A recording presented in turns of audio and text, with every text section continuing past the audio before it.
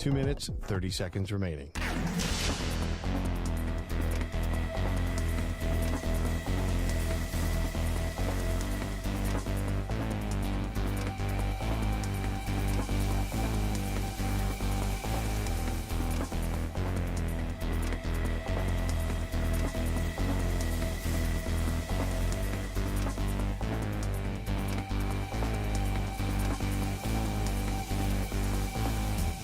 Two minutes remaining.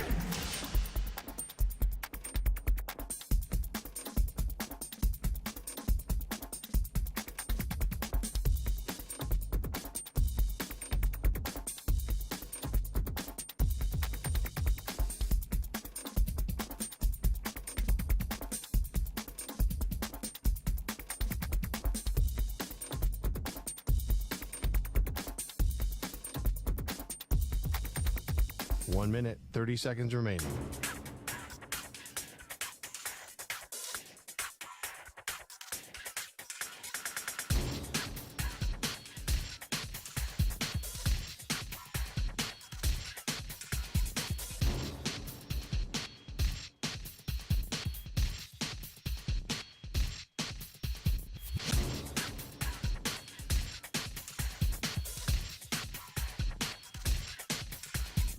One minute remaining.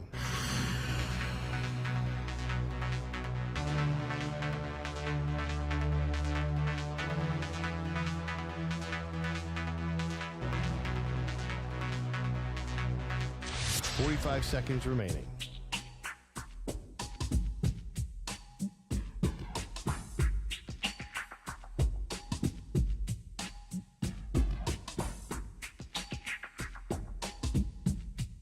Thirty seconds remaining.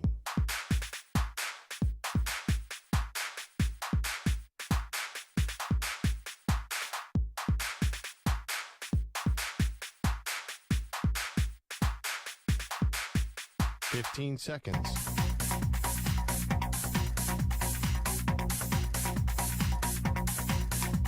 Break ends in 5 seconds.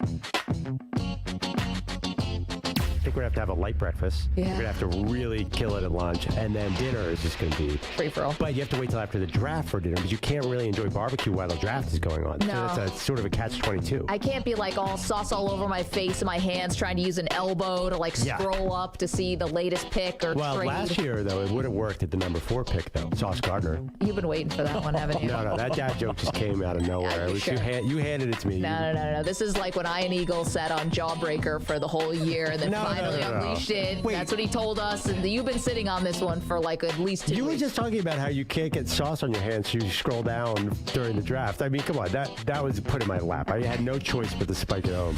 They are Maggie and Perloff on CBS Sports Radio. It's Rivalry Week here at the Maggie and Perloff Show, and it could be Jim Irsay versus Jonathan Taylor. That's not exactly what we're going for. Hey, what up? Welcome to Maggie and Perloff. Maggie Gray, Andrew Perloff. Yes, we'll get to Rivalry Week in just a moment. Right. I mean, could it really be a rivalry when we're talking about the owner of an NFL team versus a running back? Because right now, everybody's beating up on the running backs. It feels a little one-sided. Well, this thing really escalated quite quickly, frankly, and it's been the ongoing saga, complete with all the weird twists and turns you'd expect from anything involving Jim Irsay. He met with Jonathan Taylor last week, where they were talking about a contract extension because the Colts running back is going into the last year of his deal. They never came to an agreement. And then it came out that Jonathan Taylor had asked for a trade. Jim Irsay texts Albert Breer of the MMQB over the weekend, said, quote, "We're not trading Jonathan, end of discussion, not now, not in October." Okay. Then we've got to escalate this even more with Irsay just going totally bizarre on us. I mean, and that's saying something.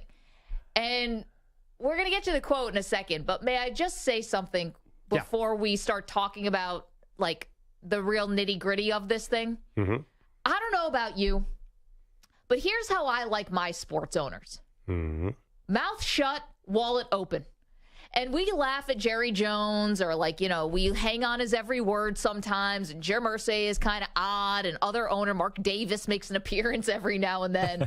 But to be honest, I'd rather never hear from an owner of a team. Never hear from them. Mouth shut, wallet open. Thank you, and I'll pay for my tickets, and you can stay up there in your luxury suite. That's weird. I didn't know you had a problem with owners. One or two. I totally disagree. I don't want wallet open because I want to win football games, and wallet open doesn't work in the NFL. You got to be like the Patriots, who could, famously wallet close. Don't pay anybody. It's the only way to win in the NFL, unfortunately. Yeah, and doesn't sound right. Sadly, it's not baseball where there's a soft cap or no cap. Jim Irsay is probably right to play hardball here with Jonathan Taylor. You got to read the room around the NFL. You're not going to pay Jonathan Taylor right now. It wouldn't make any sense. The problem is he didn't need to say that. He could have said it diplomatically. But does the bottom line change? Jonathan Taylor wants out because they're not going to give him an extension. If the Colts are smart, they're not going to give him an extension. There's just no reason to pay him right now. So here is Jim Irsay in the bizarro way he decided to frame this situation. If I die tonight and Jonathan Taylor's out of the league, no one's going to miss us. The league goes on. I mean, we know that. The National Football rolls on. It doesn't matter, who comes and who goes. Now's the time, for us to do our work. Convenient. A very convenient time to pull the you're replaceable and you're lucky just to have this job right when a guy is going into the last year of his deal in a position that's brutal, where he's already gotten hurt a little bit and had off-season surgery, and now is what a convenient time to bring up it only matters the front of the jersey instead of the back of the jersey. That is only convenient for Jim Irsay right there at this time. Jim Irsay just said he himself was expendable. This has nothing to do with. He's even admitting that I'm expendable, so I can't blame him for that. You're saying it's convenient to say Jonathan Taylor's expendable. How about the fact that he admitted the owners are expendable? Yeah, but the thing is nobody's showing up ever to watch Jim Irsay. He's expendable because nobody cares about owners enough. Yeah, and nobody cares about running backs. No one's showing up to watch Jonathan Taylor. Then why should any Colts fan want to buy tickets? I mean, because they have the truth under center. Okay, why did they want to buy tickets last year or the year before that, where Jonathan Taylor was the offense for the most part? He had 1 year, first of all, and the Colts have been basically a winning franchise for 2 decades now. So that's why they bought tickets to win football games. The bottom line is winning football games. I don't mind Irsay's hard stance here, and I don't think that the fact that he said that he himself was expendable makes it excusable that he said Jonathan Taylor was expendable. And I got news for you, Maggie. He is. If Jonathan Taylor doesn't report this year, the NFL ratings are still going to be just as high as ever. Okay, this isn't about ratings, though. You just said this is about football games. And right today, the Indianapolis Colts backup running back in Zach Moss just broke his arm. So now you could be out Taylor and you're going to be out Moss, and you have a rookie quarterback who, by the way, Anthony Richardson had surgery today on his nose. It's not expected to keep him out for very long. But just to let you show you that you have a rookie quarterback who you're insisting takes all the first team snaps. He's going to play. You're going to hit the ground running with him. What's the one thing that can really help a rookie quarterback? A run game. But okay. First of all, that sounds good, but are we going to really have a run game if the offensive line gets hurt again? Last year, they had a run game, and they were terrible. I mean, they had Jonathan Taylor. Not everyone's expendable. See, the line is not expendable. The offensive line is absolutely not expendable. See, but the thing is about Irsay, running backs are expendable, and that's true. I know, but for Irsay, first of all, the fact that it got to where it's gotten to, right? Like, you have this, open feud going on with your star running back. Nothing has changed since the end of the year. Everyone knew he was going into this year. It was going to be the last year. And do you think that Jonathan Taylor or any player, look at Zach Martin, look at Nick Bosa, nobody wants to go into the last year of your deal with nothing on the other side? Right. So the only thing that's different about this situation is Irsay with the overly candid comments. Yeah. Is there any difference, really? I mean, Saquon Barkley is dissatisfied. I know he signed a 1-year deal. Yeah. He's dissatisfied with the Giants. Josh Jacobs is mad at the Raiders. Jonathan Taylor was going to be mad at the Colts no matter what happened here because he wants $16 million a year. That is not happening in today's NFL. And if he's so great, then how come they were I know he hurt his ankle last year. Yeah. But You saw That's it. why. When the offensive line went down, Yeah. Jonathan Taylor's just another guy. And when Zach Moss, who broke his arm, came in, he looked really good for Jonathan Taylor, had the best yards per carry of his entire life. So it makes me think maybe running backs are a bit generic. And the other thing, too, is you have a quarterback who's going to presumably run all the time. Right. Like, you're not going to be handing, Anthony Richardson's not always going to be handing the ball off. He's going to be doing a lot of running. I watched this weekend, the NFL Network was in Indianapolis. Yeah. They did all their coverage with Daniel Jeremiah there. Just watching Anthony Richardson throw on the sideline is thrilling. I mean, the guy, he's bigger, stronger, faster than any quarterback of all time. Apparently put on 10 pounds since the combine. He's just a marvel. So why he doesn't need Jonathan Taylor. He can just run it himself. Okay, well, let's pump the brakes on whether or not he needs to have a running game, because it really changes a lot when you're actually doing full speed. The opponent's trying to take your head off. You're a rookie out there who can't complete 50% of his passes in college, basically. And if everyone knows you're either running or passing, then you're going to be left out to dry. Now, it can help whatever running back is back there, because the defense doesn't know if Richardson's going to carry the ball or if the running back's going to carry the ball. So I don't know. You need to pay $16 million to Jonathan Taylor in that spot. No one's saying that you have to pay him $16 million, but I also think that the Colts can be criticized here for letting it get to this stage. Right? What were they going to do?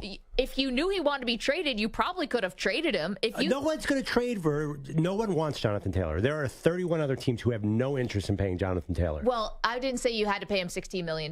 That's probably off the table. But if he wants to be traded, then I'm sure to have this whole thing come to a head now, it just feels like you created a distraction. You brought it on yourself. If you knew he was this upset about it, which I'm sure he hasn't been hiding, then why not try to do something about it if running backs are so expendable and you can just float one in after the other, then trade Jonathan Taylor? It's same issue in New York with Saquon. It's same issue in Vegas with Josh Jacobs. There's nothing to do here. Nobody's going to trade for Jonathan Taylor. No one's going to give up a real asset for him because nobody wants to pay him. I'm sorry. It's just the only difference is Irsay's sort of outlandish quotes. Otherwise, it's the same situation we're seeing play out all over the NFL. And I think it's disingenuous for Irsay when he's like, it's just like me if I die tomorrow, and if Jonathan Taylor isn't here, no one's going to care. The thing is no one's I'm not saying this as a man. I'm not saying this as a human being. I'm saying as an owner. No one's supposed to care if you're here tomorrow, right? I'm sorry, we're not fans. We're not supposed to care where the owners are and what they're up to. We're supposed to care about the players. That's who we care about. That's why we buy their jerseys, and that's why we buy tickets to watch the game. All due respect to Jim Irsay, again, I'm not saying this about him as a person. Everyone is, we're all unique in our own way and we're all valuable. But as a person, I don't care about Jim Irsay as being the owner. I don't care about any owners. Right, but I care about the players. Do you care about real talk? Do you care about any single NFL player? Is there a player, maybe other than Patrick Mahomes, who's going to move the needle if he's not there this year? The NFL is going to roll along just fine. The Bengals are talking about Joe Burrow's the one guy who can't be replaced. Joe Burrow might be back by week 2. You honestly think the NFL is going to I'll actually be back by week 1. There's no problems with the NFL. Tom Brady broke his leg, and you think ratings went down? Okay, it's not the NBA with LeBron or Jordan. I honestly, Jim Irsay and Jonathan Taylor, they both are expendable. That's reality. Okay, but what about to Colts fans? To Colts fans want to win. You want to talk about the NFL at large? Well, I can say that about any industry at any time. Of course, the world goes on because there's billions of people in the world, and all of this is silly. But it's just sports. But to Colts fans and to your players, I think it does matter, and I think it's okay to say that it matters. Colts fans smart Colts fans don't want them to overpay for Jonathan Taylor. I really think. I guess casual fans want to pay the running back. I'm not sure where the overpaying is coming from. Well, you reportedly asked for $16 million. He wants a big contract. Okay, well, I would ask for that too. It's called negotiation. Great, but he won't play for his contract. What are you supposed to do? So you're going to... Nobody's paying any running back. Why would the Colts pay him? Just to be nice? No. I'm not saying you have to pay him to be nice. I'm not saying you have to give him exactly what he wants. I'm just saying, give me a number. This got ugly real fast. It doesn't matter because they're not. What number do you think that they came? Saquon Barkley's playing for $11 million, and he had the 5th-year option because he's a first-round draft pick. Jonathan Taylor is not. So Taylor, I don't know if he's a year younger than Saquon is right now. Yeah, so he's coming into his year 5. Year 4. Right. So Saquon's in year 5. They have him at this cheap price for year 4. Then they can tag him twice. So they have 3 years of control on him. So why should they pay him? Well, if you want to avoid this headache with one of your star players. But That's why. But what do you say? I mean, honestly, why would a team do that? They know about the running back Zooms. Nobody's paying any running backs, so we're going to be the one exception. No. But what if you offered a Saquon Barkley level $11 million for 2 years? Because you're going to get it. Because that's going to be the franchise tag number. First of all, he would say no to 11. There's no way Jonathan Taylor, who asked for 16, would say, "Here's 2 years, $22 million." Do you think Jonathan Taylor was going to take that? I don't know. I know he was not. What, 2 years, $22 million? He would have said no way. He would have held out. Well, then maybe I would say okay, but you don't know that. You don't know that. So here we are now with this ugly situation with the Colts and with their star. And the funny thing is nobody's even really expecting the Colts to do much this year. They're under no pressure to win a lot of games because they're starting a rookie quarterback. You have a new head coach. This is supposed to be a turn the page from what was an embarrassment last year. The Jeff Saturday thing, terrible. Did not work. Blew up in everybody's face. And this is supposed to be turn the page and be positive and everyone be in a positive direction. And honestly, they'd probably be better off if Jonathan Taylor didn't play and they got a high draft pick. They already have a quarterback. No, I know, but just get a star defensive end or something. I mean, might as well start building draft picks. And honestly, this is all about Anthony Richardson. If Jonathan Taylor doesn't want to be here for the year 2, 3, 4 of Anthony Richardson, what does this year matter anyway? 855-2124-CBS, 855-212-4227. Again, it is rivalry week here at the Maggie and Perloff Show. We'll explain a little more about that. Let's hit the phones, though. Why not? Early and often here on this Monday. Jeff's in Pittsburgh. Hi, Jeff. How are you? Hey, guys. How you doing? We're doing great. How was your weekend? Great. I have to go Mine with the too. antagonist here. I've got to go with Perloff. I mean, it's a terrible look. Irsay's never really politically correct. Yeah. It's terrible. The antics are terrible. But at the end of the day, that statement wasn't incorrect. I'll say that much. Again, it's a bad look, but I think, I don't have a problem really with it other than it's kind of a cringe statement. That's all I would say. No doubt about that. Great show, guys. Thank you, Jeff. Appreciate you checking in. Cringe statement, and I just think it's a convenient thing for him to say because you could say that about anything in the world, But which one person in this world is even that important? I'm saying even outside of sports. Mahomes. He's the only person on walking this earth. In the NBA, I mean, it's like LeBron, the famous joke, he was the economy of Cleveland for 6 years. Yeah. Michael Jordan. No, but I don't think anyone would say that about a quarterback in the NFL. Ironically, not. Because those guys have huge value. But I think everyone's thinking about the running backs, which sucks. And it's probably, honestly, the CBA's got to be opened up. Is this running back thing is out of control? I'm just thinking, can we even apply this to outside of sports? Is there one person who you're just like, if they went away, the world would not be able to function? We've had this happen with presidents. Things go on.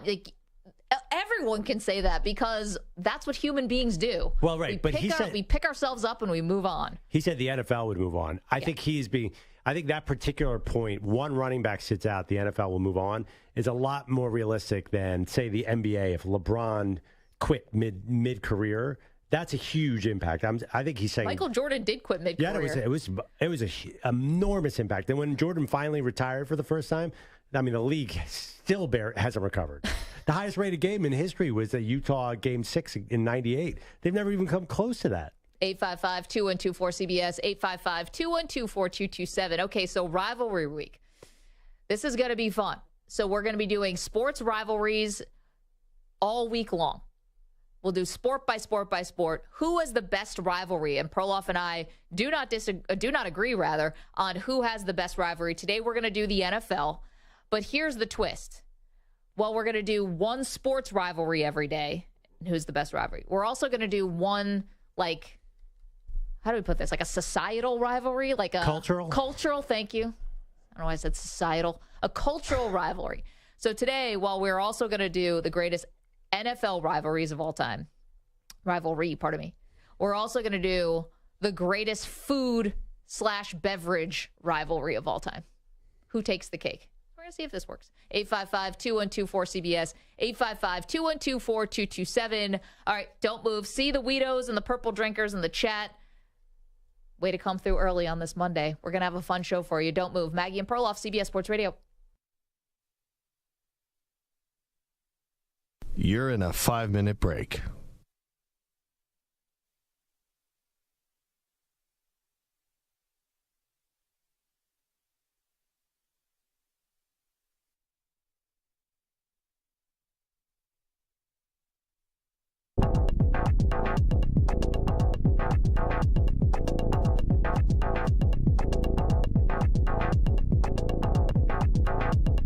4 minutes, 30 seconds remaining.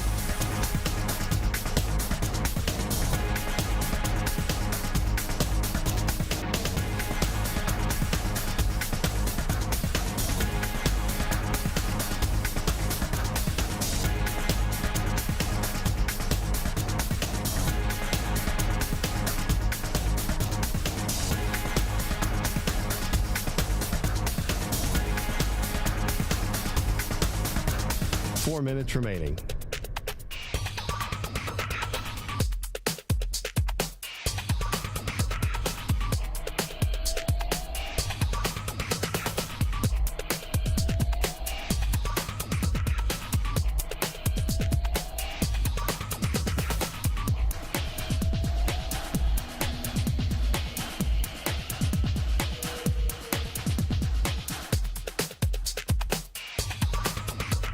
Three minutes, 30 seconds remaining.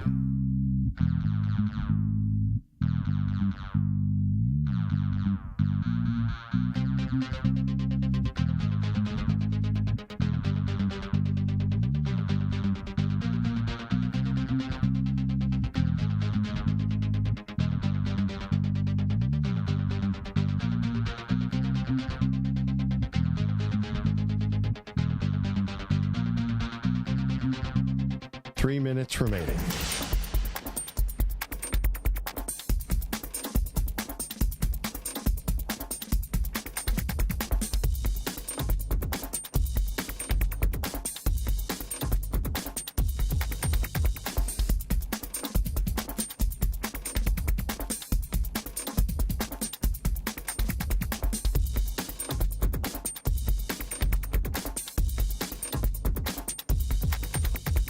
Two minutes, 30 seconds remaining.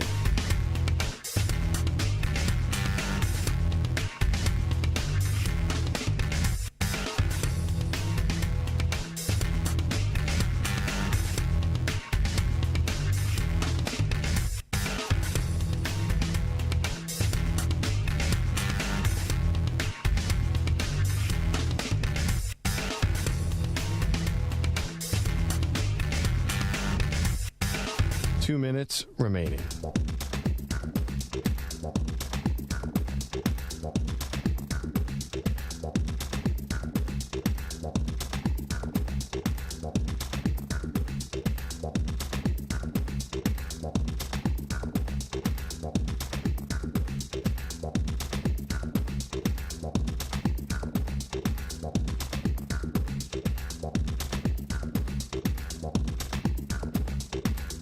One minute, 30 seconds remaining.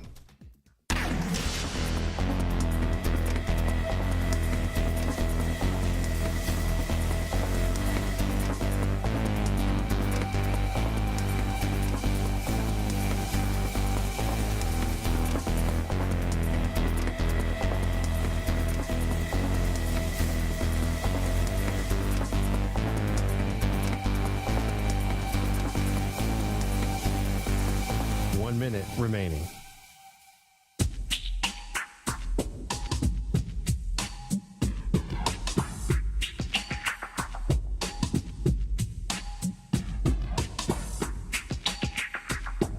Forty-five seconds remaining.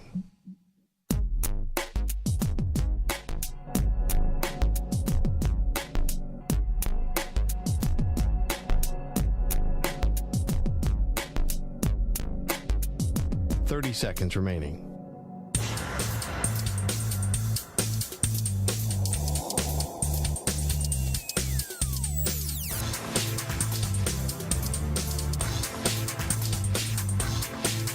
Fifteen seconds.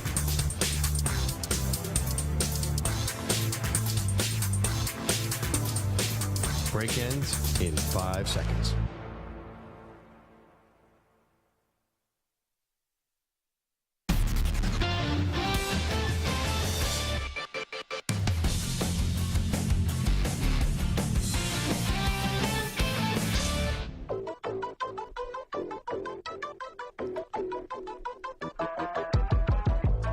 Welcome back to Maggie and Perloff.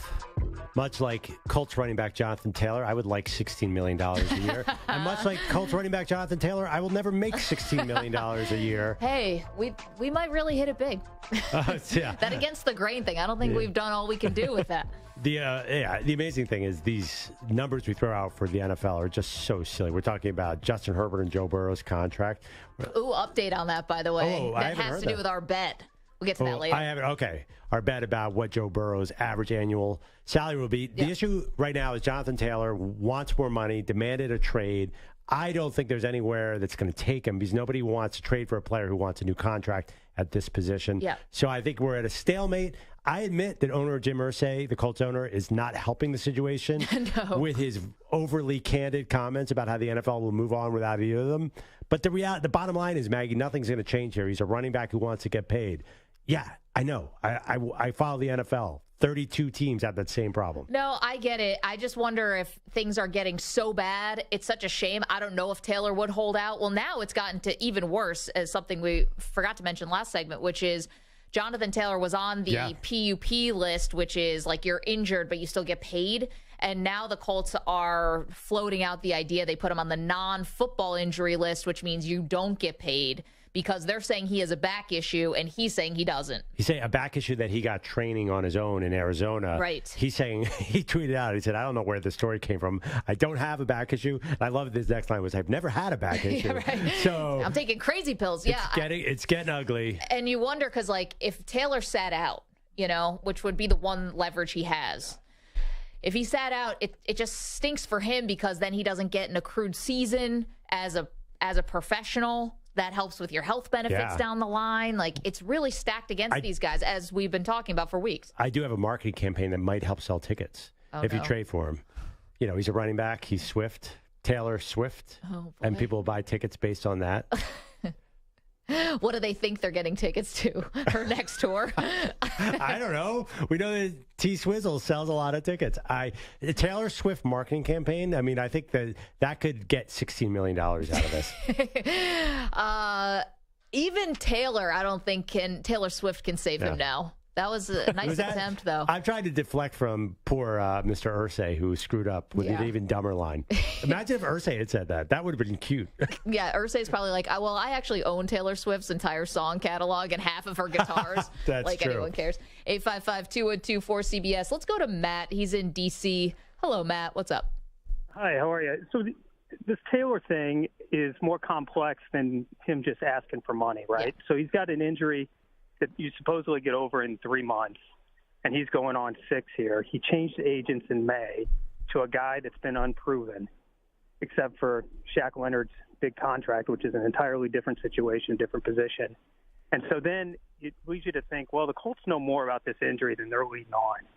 And when they had their hour meeting in Irsay's bus on Saturday, when they came out after that, that's when Taylor's agent asked for the trade. So my guess is that Taylor's being fed a lot of noise, being told that he should be getting X dollars. That's why he traded his old agent, who probably was realistic, for this new guy that said you should get this new money. Right. He says there's no way you're getting this money, but this guy promised him to get Taylor. He's going to lose him if he doesn't. And then, who's going to want an injured running back who's got more injuries than – I mean, remember, he had a lot of carries in college, too. No, I get it, Matt. It's just, I understand what you're saying. And actually, to add to your point, remember Irsay came out and said agents who are promising running backs big money are doing so. It's inappropriate because it's like in bad faith. And then the agent fired back and said, no, bad faith is not paying your best offensive player. So, yes, it is complicated. And you wonder, Matt, thank you for the call. You wonder what the outcome is going to be here, because Jonathan Taylor, kind of showing up with a smiley face doesn't really seem like it's going that way. Like Saquon Barkley kind of did the Giants a big favor that he didn't put up more of a stink and make this more of a story. Instead, he signed the deal, he showed up early and was like ready to go. One thing, Saquon has made a lot more money than Jonathan Taylor. So he's not, Jonathan hasn't gotten paid at all. And the funny thing is they're both incredibly likable people. Definitely. They walk around with a smile. They kind of bring positivity to every situation. That kind of is a bummer part of this. Like Jonathan Taylor should be one of the, great stories of the NFL. Second round pick, kind of came out of nowhere, but no. I know we interviewed him and we did a quiz, Jonathan Taylor Thomas. He was totally up for it. He was excellent. Steve is in Portland before we get to Rivalry Week. Hey, Steve, how are you? Hey, really good. I love the show, but I got to agree with Maggie here. I think it's a bigger picture than just Jonathan Taylor. I think it's how you come across and how you treat players and how you make the offer behind the scenes and not say it publicly. And I get Irsay is going to say what he says, but I also believe Richardson's not going to be the quarterback they're going to want him to be in the first 2 years without him. And even if you made the offer, maybe he doesn't take $11 million a year. You don't know that, but maybe you do $12 million, a little above, what's going right now for 1 year or 2 years for the transition to make it look good, because down the road, other players are going to remember this kind of stuff. And I love the last caller. He's right. There's a lot behind the scenes, but I'm 100% with Maggie from the beginning on this one. Steve, appreciate you. This is what it goes. I don't appreciate you, Steve. Here's what it goes back to the whole time, whether it's Jerry Jones, whether it's Jim Irsay. Why is Jim Irsay commenting on this? This is why you have a general manager. He's the one who can comment on these kinds of things, because I know Chris Ballard said some crazy things in the past, but not like this. Let your football people do the football. What does Chris Ballard say? I don't know. I think he's probably said a couple things. Remember, it was about did he say something about Carson Wentz? Oh, no, I'm sorry. That was Jim Irsay. Yeah, Chris Ballard's probably the most liked general manager. I don't think he's the most successful general manager, but he's very friendly with the media. Here's one thing that I don't really agree with that you've said a couple times, and everyone says, is that a running back helps a young quarterback. Yeah. That really, sometimes, yes, but generally, though, it's running backs. I mean, name the young quarterback who was really aided by a great running back. Oh, I mean, I'm sure I could. You're putting me on the spot, but no, I'm not putting, Jalen Hurts really, he didn't explode because of a run game. I mean, they did run the ball more. That's the only thing that changed Hurts' season 2 years ago. It wasn't because Miles Sanders was great. It was because a commitment to the run game. Yeah, and the offensive line, it's so much more than just the running back. And I think offensive line and coaching is probably more important than the running back. I don't think Jonathan Taylor is going to make or break Anthony Richardson. That's my point. I mean, I'm off the top of my head. I think Najee Harris really helped Kenny Pickett last year down the stretch. He definitely did. Okay. Wait. Najee Harris? Definitely. Let's get to the Rivalry Week.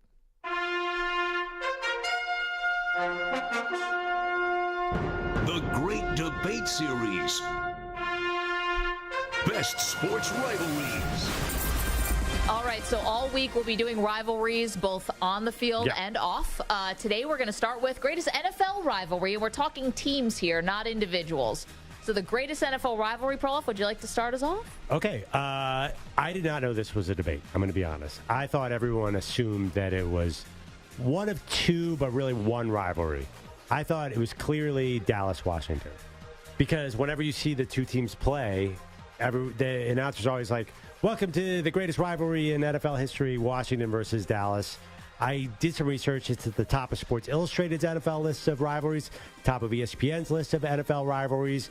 I looked at a lot of all sports rivalries, and it was usually the only NFL one in there. It's just a classic rivalry. Now, listen, I understand your criticism already. Yes. When since 2000, what does this matter? Because since Daniel Snyder took over Washington, neither team has been a contender. But there are no rivalries anymore. Rivalries don't even matter anymore because of free agency. Basically, players are more loyal to their agents than they are the teams. So in the heyday of NFL rivalries, this was the king of the mountain and therefore the greatest rivalry ever. And it started, I looked at some of the history in 1960 when the Cowboys were trying to form. Washington tried to block them for the weirdest reason, because Washington was the southernmost team in the NFL and had a lot of Southern fans, and they didn't want Texas in the mix. Seems pretty quaint now. The other thing, too, is they've done multiple rearrangements of the divisions, and they've always made sure, including one time, they drew names out of a hat to decide who's in the NFC East. And apparently, Pete Rozelle, the former commissioner, luckily picked the NFC East for Dallas out of one random hat. Sounds Did a little he bit. Freeze them? Slips of paper? There's a lot of rumors out there that was completely fixed. Yeah. So they always keep Dallas in the NFC East. 2002, they redid the divisions, keep Dallas in the NFC East. That's because of this rivalry, and also because the Giants and the Eagles. But I always wondered, why is Dallas in the NFC East? As a kid, I was really curious about that. It's because of this rivalry. It's the most impactful rivalry in NFL history. All right. Well, I actually think that Dallas Cowboys or Dallas Giants is so equal to me to Dallas Washington. It's like they're all the same to me. That's why I don't think that it's the greatest rivalry. And I'm going to go to something a little more current. I know a lot of people are going to say Packers Bears. I get Packers Bears started in the 1920s, but that hasn't been relevant in a long time. What has been relevant in our immediate lifetimes that we can remember, not black and white TV, Steelers Ravens. Guys, it took over as the greatest rivalry in the NFL. And that's saying something considering the Ravens only came into existence in 1996. So this has been like a quarter century. And think about all of the history. I mean, you're talking about names: Ray Lewis, Ed Reed, Haloti Ngata, Terrell Suggs. And then on the Steelers side, Polamalu, James Harrison, Roethlisberger, Santonio Holmes. I mean, you get highlights like this. Flacco throws over the middle, intercepted by Polamalu at the 40, near side 35 at the 30. He's at the 25, running to his right side. He's picking up some free space on the far side at the 20, 15, 10, 5. He's in. Touchdown. Wow. Pittsburgh's going to the Super Bowl. A 40-yard return by Troy Polamalu. They're going nuts here at Pittsburgh. The teams matter. They always matter. Even if they might miss the playoffs, like for a shade here or there, the teams are always vying for playoff positioning. Very rare they have down years. Play in the playoffs a lot, as you just heard that Polamalu highlight from the AFC Championship game. Huge. Now, you can't hit as big as you did in the early 2000s, so I don't know where the rivalry goes. But now, I think that's the best rivalry we have in the NFL. Aren't the Bengals up in the mix for both of these teams right now? Aren't the Giants Cowboys also a good rivalry, or Eagles Cowboys? Remember Vontaze Burfict and took out Antonio Brown, then Juju took out Vontaze Burfict.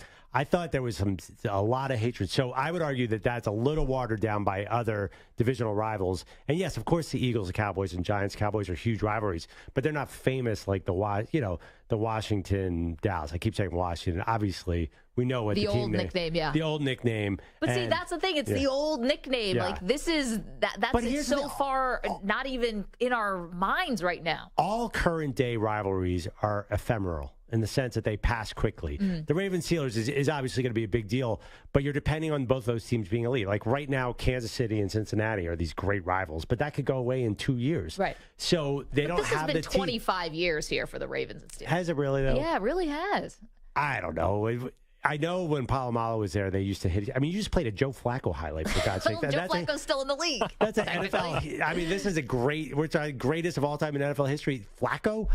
I don't know that got intercepted. I mean, I wasn't giving you the Flacco to Jacoby, whatever is Jacoby and Jones. Even though what was last year was Pickett versus Tyler Huntley, probably. I don't even know. I don't even feel like right now those are each other's biggest rivals. I guess they are.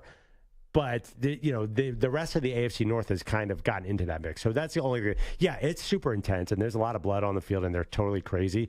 It is. I will give you right now, it is the most intense one right now. But greatest of all time, I don't feel that's fair to say because of the way rivalries have been passed over in the NFL. Well, then it should be Packers Bears if we're going all time because they played each other the most. That's the longest rivalry. Longest rivalry, right? We're talking greatest. So greatest and longest are different words. Yeah, I guess you're right about that. I mean, they're high up.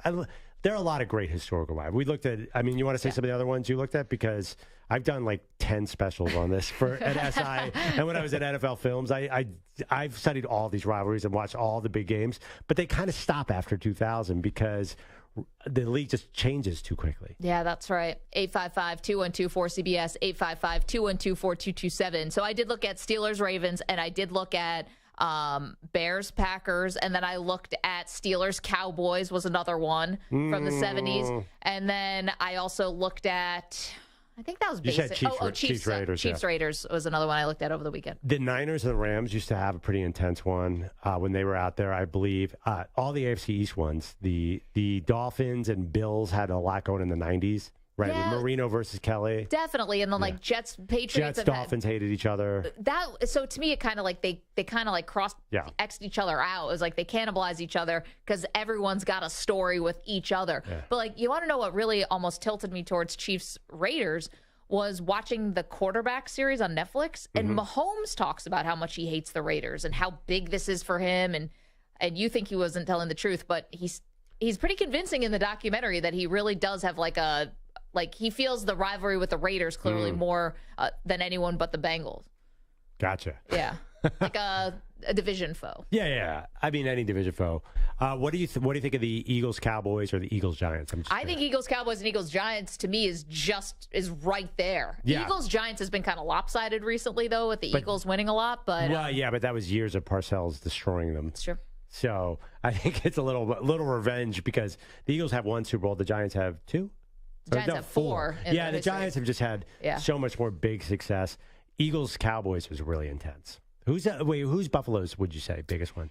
Hard to say. I mean, I think everyone wants to say New England, but it really wasn't a rivalry for so long. Yeah. So maybe Miami, if you want to go back to, Brian Cox giving the finger to all the Bills fans. That personally offended me as a 9-year-old.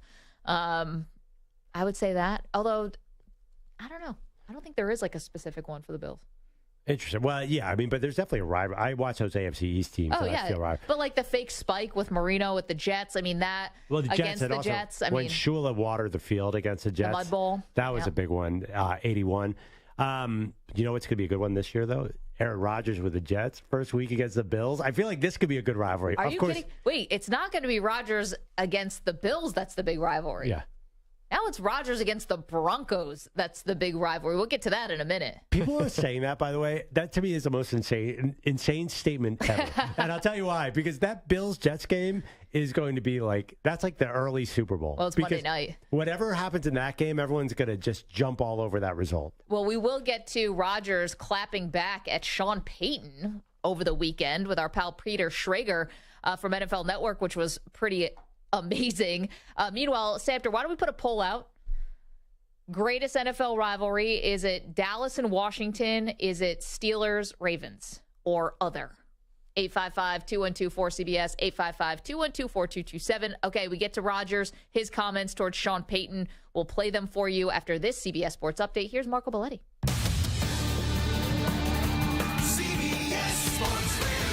Sports Flash. And guys, we're sponsored by Progressive Insurance. Insurance for motorcycles, boats, and RVs for protection on the road and on the water. See how much you can save at 1-800-PROGRESSIVE and Progressive.com.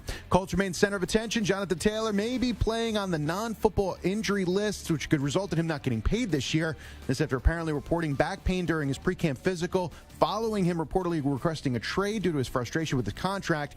Meanwhile, fellow running back Zach Moss, broken arm, expected to miss 6 weeks. Anthony Richardson, 4th overall pick in the draft, no surgery to correct a nasal septum. Shane Steichen doesn't sound all that concerned, also seems pretty happy with the progress Richardson has made thus far in camp. He was definitely in tune out there in practice and going through his reads in the back, so it's not a big concern at all. He should, like I said, should be out there tomorrow. In worst case scenario, he'll be out there the next day. Now, elsewhere, Broncos receiver Tim Patrick carted off the field what the team fears could be a torn Achilles.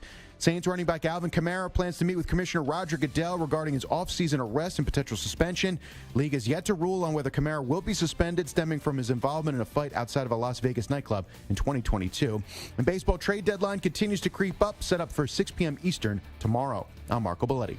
Looking for CBS Sports Radio online? Your favorite hosts and the best sports content and entertainment are available 24/7 on social media and YouTube, and in the palm of your hand with the free Odyssey app.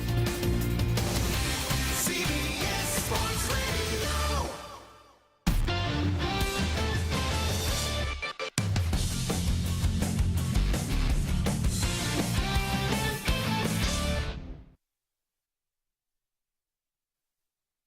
You're in a 5-minute break.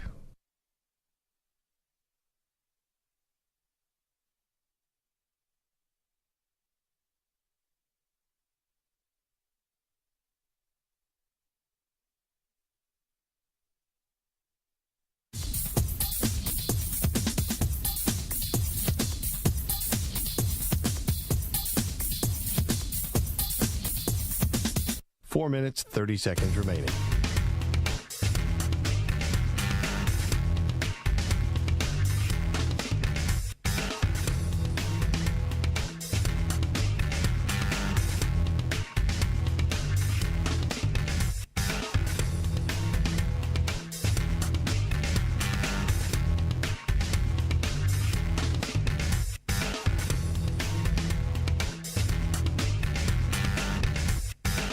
Four minutes remaining.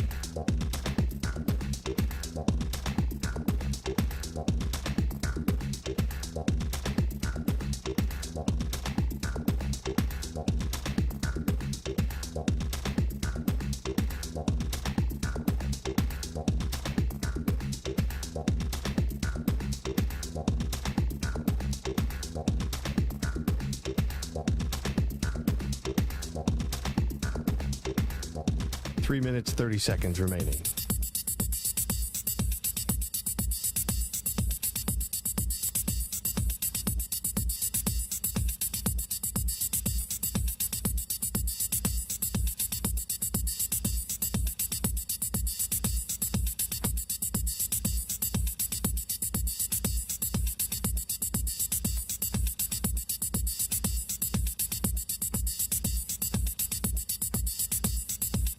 Three minutes remaining.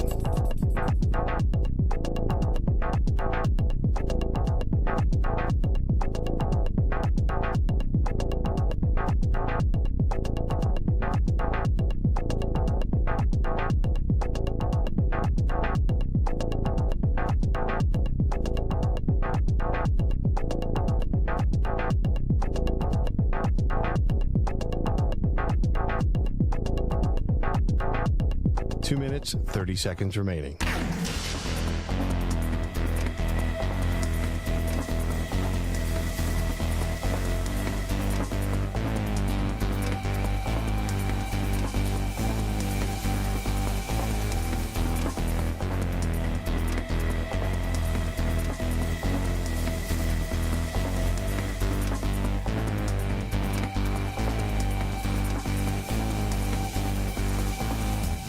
Two minutes remaining.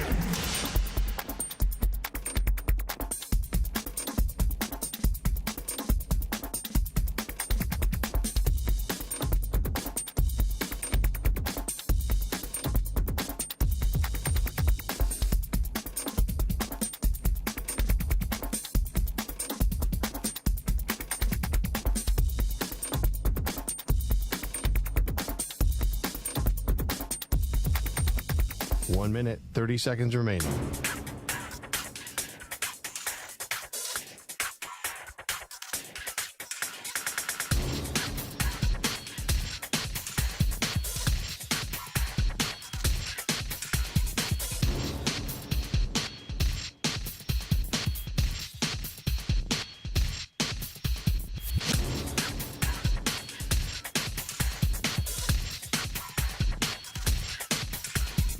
One minute remaining.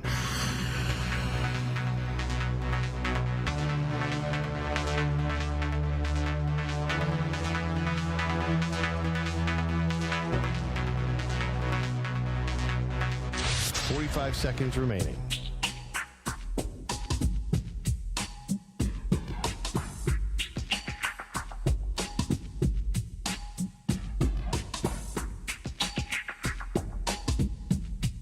Thirty seconds remaining.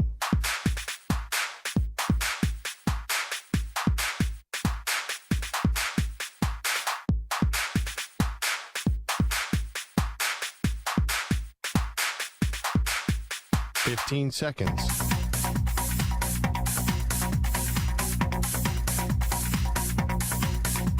Break ends in 5 seconds.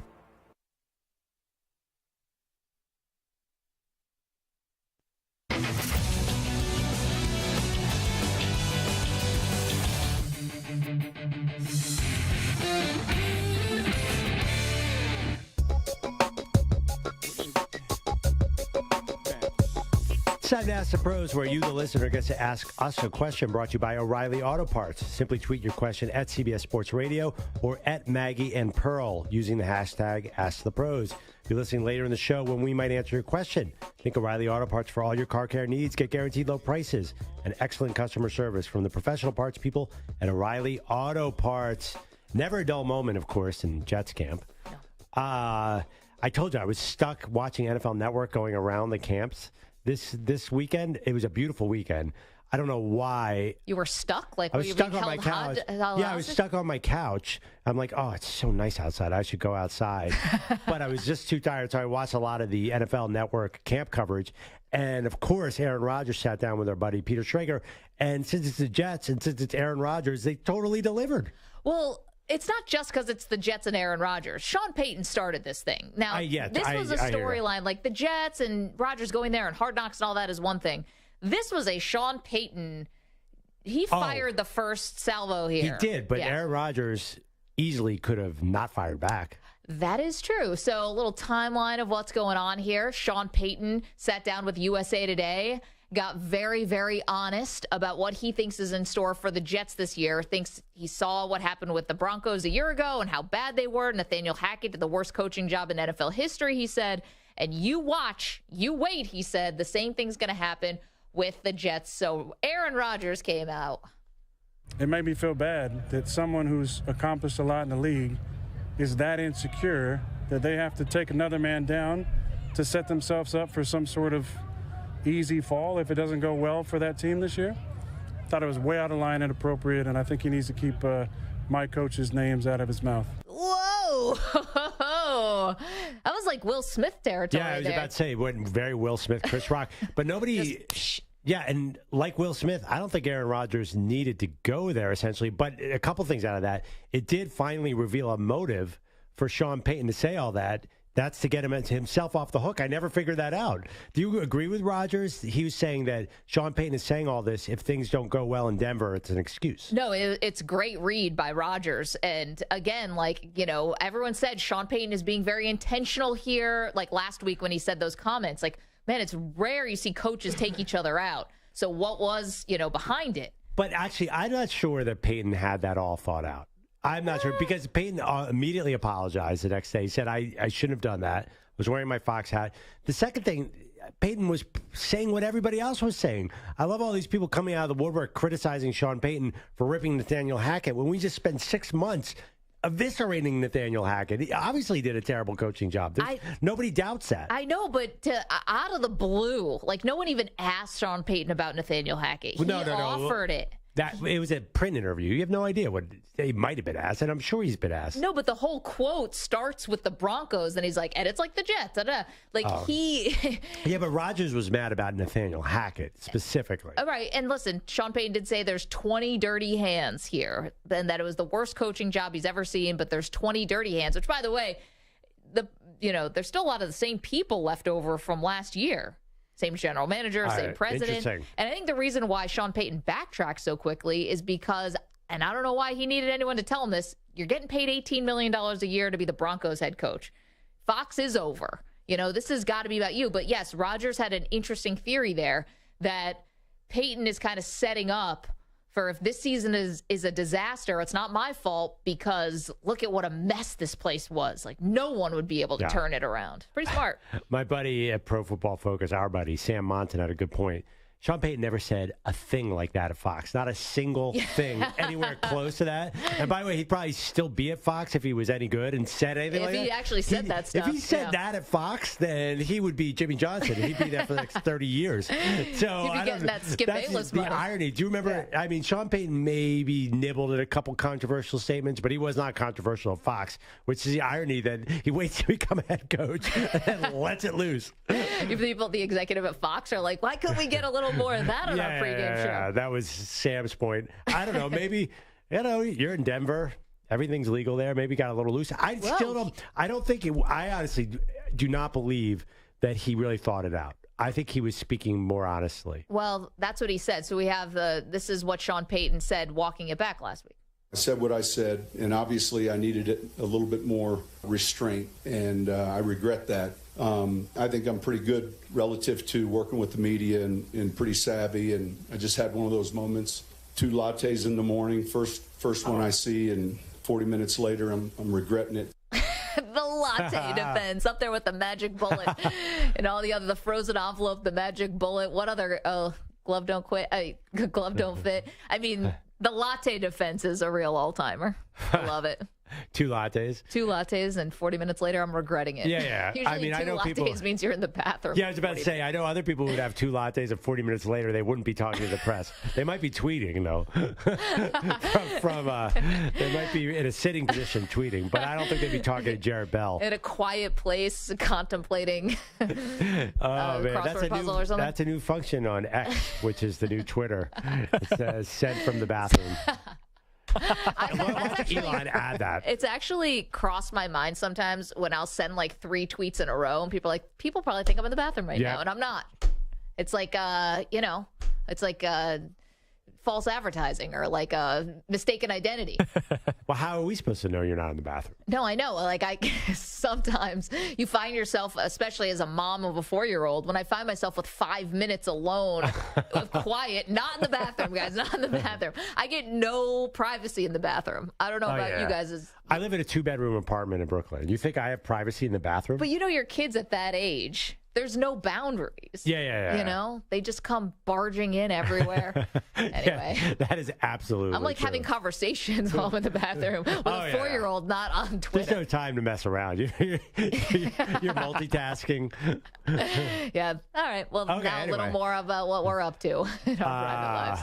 Well, Aaron Rodgers, though, I feel like he could have just said nothing and proved it on the field in Week 5. Did he really have to go out of his way to defend Nathaniel Hackett like he's his boyfriend or something? I don't know what was going on. Is that like high school? I said this last year when I forgot Rodgers did something, and I'm like, Rodgers, I'll say whatever you want. He's a good friend.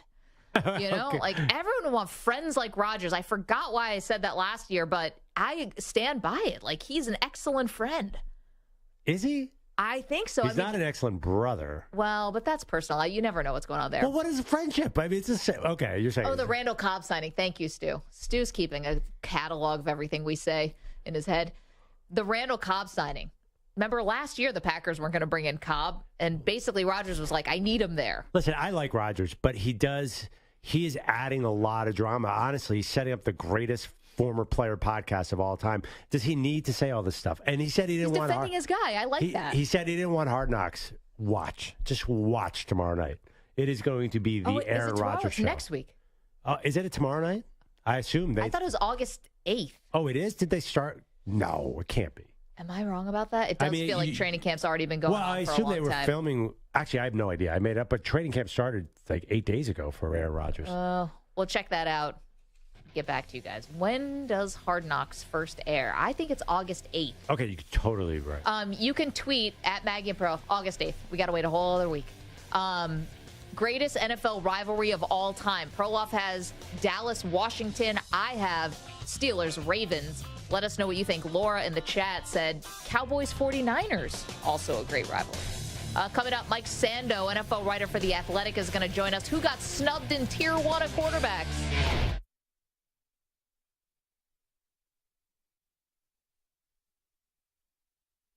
You're in a 5-minute break.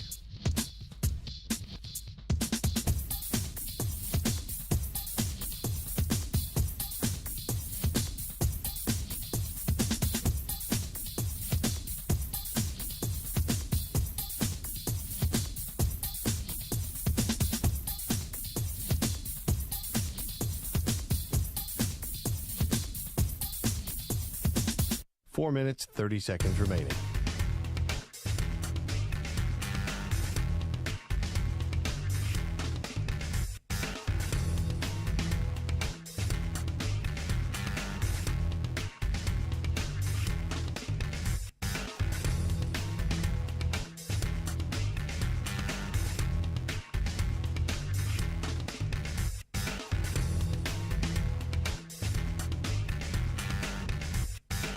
Four minutes remaining.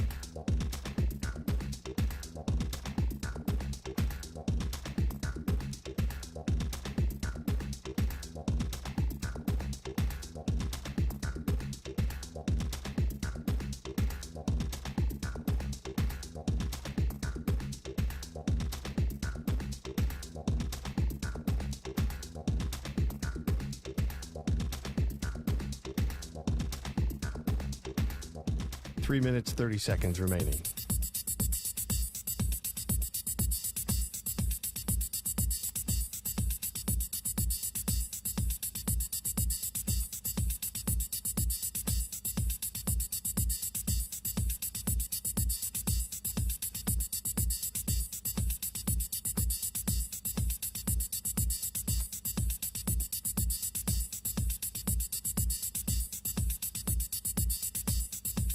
Three minutes remaining.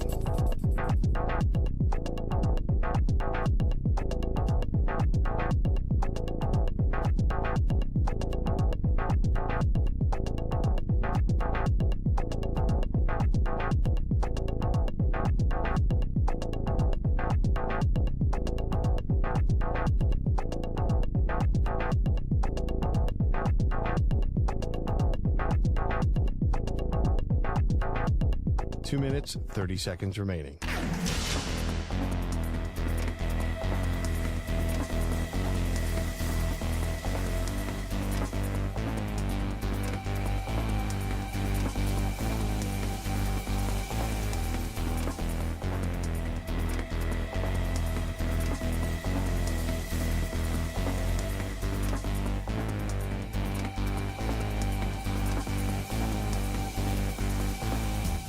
Two minutes remaining.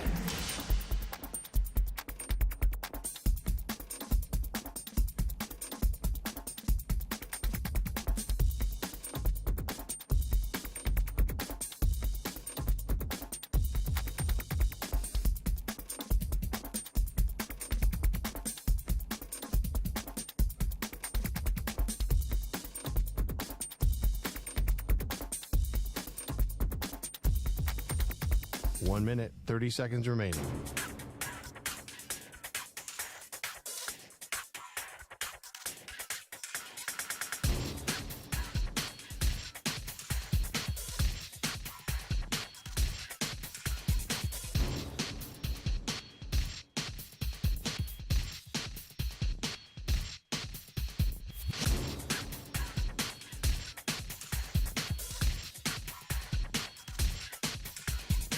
One minute remaining.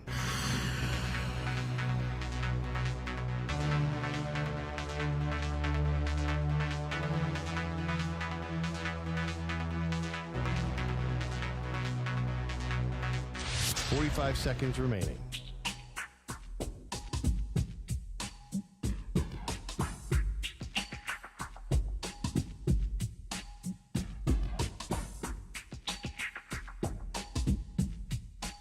Seconds remaining.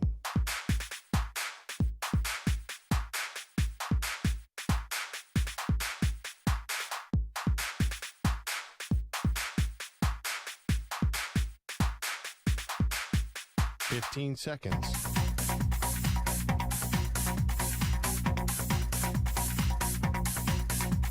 Break ends in 5 seconds.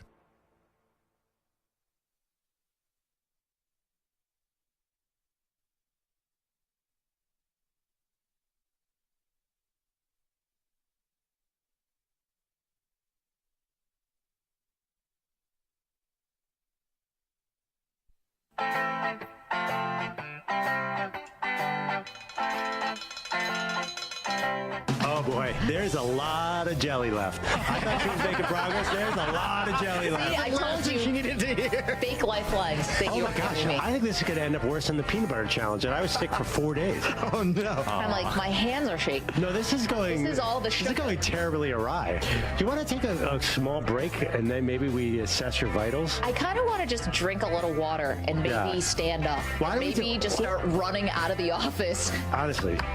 Well, real talk here. I just Real had a talk really here. big bite there. Can we get some makeup? You look green. Please don't tell me I need makeup.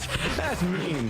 They are Maggie and Perloff on CBS Sports Radio. Welcome to the show, Maggie Gray, Andrew Perloff. It is Rivalry Week here on the Maggie and Perloff show. So we're doing one sport a day, greatest rivalry in that sport. Today we're doing the NFL.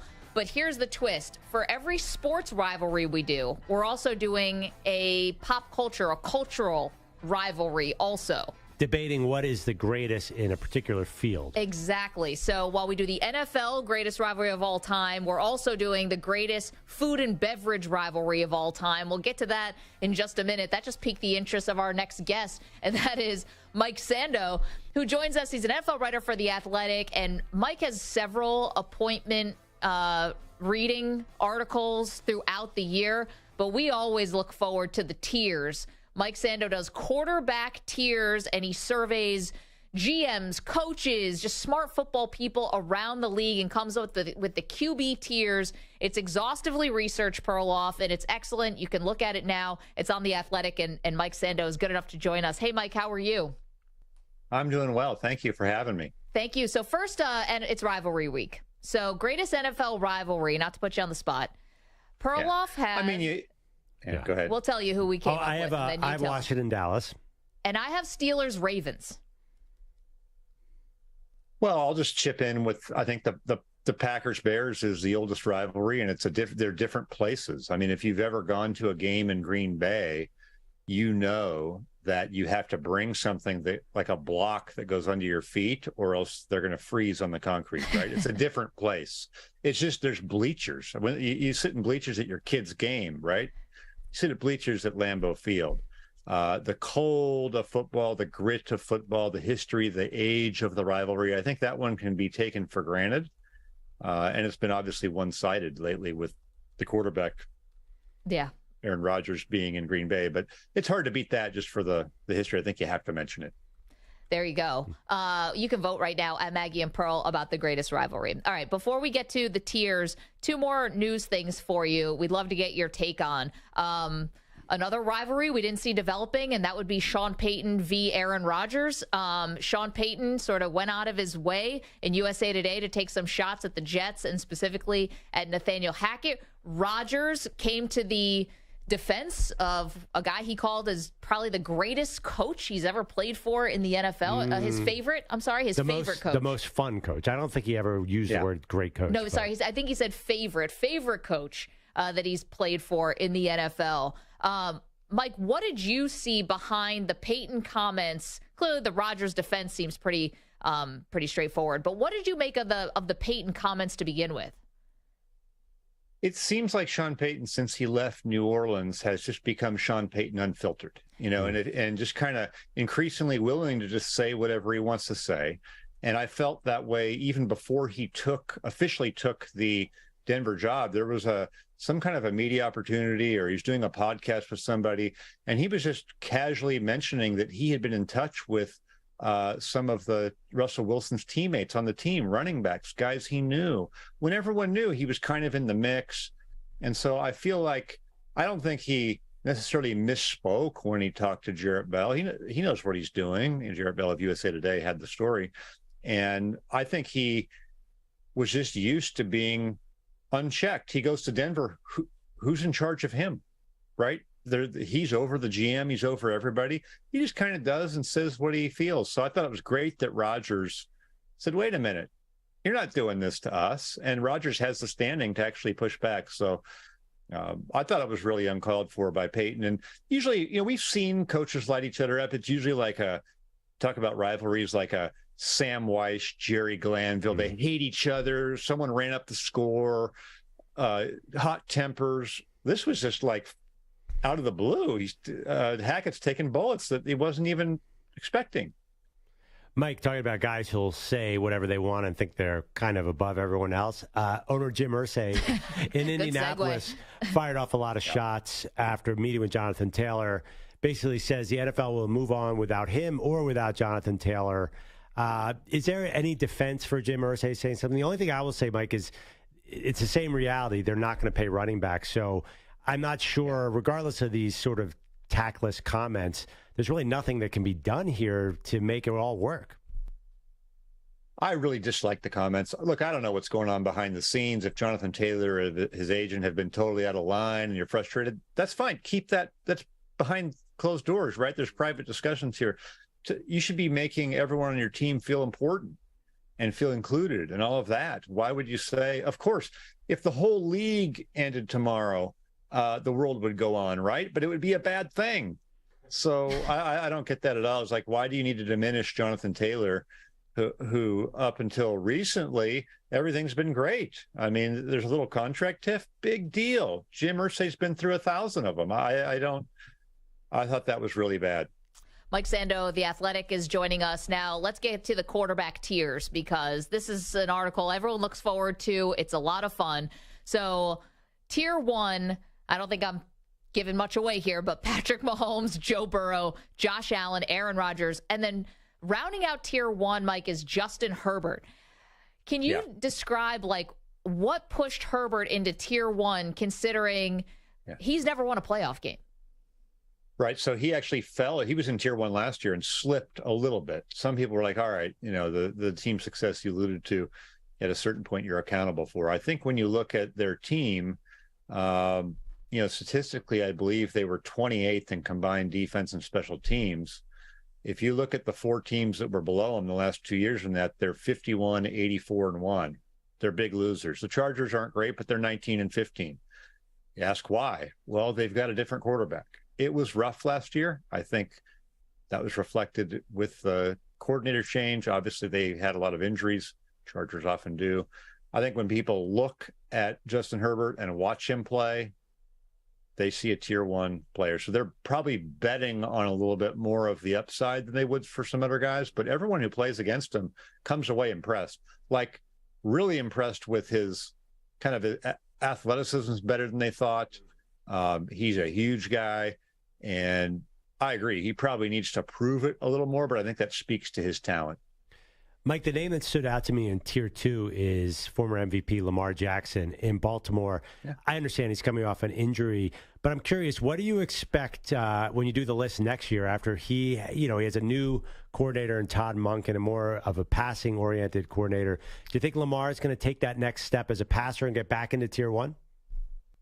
Well, he has not yet been in Tier 1. So he got to the top of Tier 2, but really in Tier 1, the definition of Tier 1 includes a clause that I think is really important, which is you've got to be able to expertly handle pure passing situations. And what that means is, at the end of the day, even for the great dual threat quarterbacks, the game in the playoffs, in the toughest moments, gets kind of reduced down to you being able to beat the other team from the pocket passing the ball. The other stuff melts away. The run game stuff melts away. And we've seen that for him in the postseason. So I think he's going to be in much better position to be better as a passer with the weapons they have, with the scheme change. But I don't know how much I would bet that is that going to unlock him, or could it also expose that, hey, there were some reasons they played to his strengths as a runner. So I think that's where people are a little bit split. They're anxious to see. He was pretty much stable from last year in the quarterback tiers. People his average vote got just a fraction better. So I think people are just waiting to see how it goes, and we don't really know. Could they go to more of a pass offense? It doesn't work, and then they kind of go back to what they've always done. If they do that, he's still a strong Tier 2 quarterback. I mean, you're going to win a ton of games with him. Mike Sando is our guest. He's NFL writer for The Athletic. At quarterback tiers right now, it's a must-read every time this time of year with the quarterback tiers. Now, I was a little surprised, Mike, that Tua was in Tier 3. I understand why, right? Because the availability is a big part of, is a part of this. But, when Tua is healthy, you could make an argument that he is a Tier 2 quarterback. So were you surprised with Tua falling where he's nestled in between Russell Wilson and Jimmy Garoppolo? I'm not surprised because I've been doing this for 10 years with the quarterback tiers, so I know how people think. But it is a fair question when you start about dividing the credit up, right? But who gets the credit? And you have players that have been in real extreme situations. Tua coming into the league, the Dolphins don't even really have a plan for him. Their coaching staff is trying to get Ryan Fitzpatrick ready. They don't have a line. They don't have weapons. Then you pivot the whole other way to where now they've loaded up. He's got the best receivers in the league. He has a really creative designer.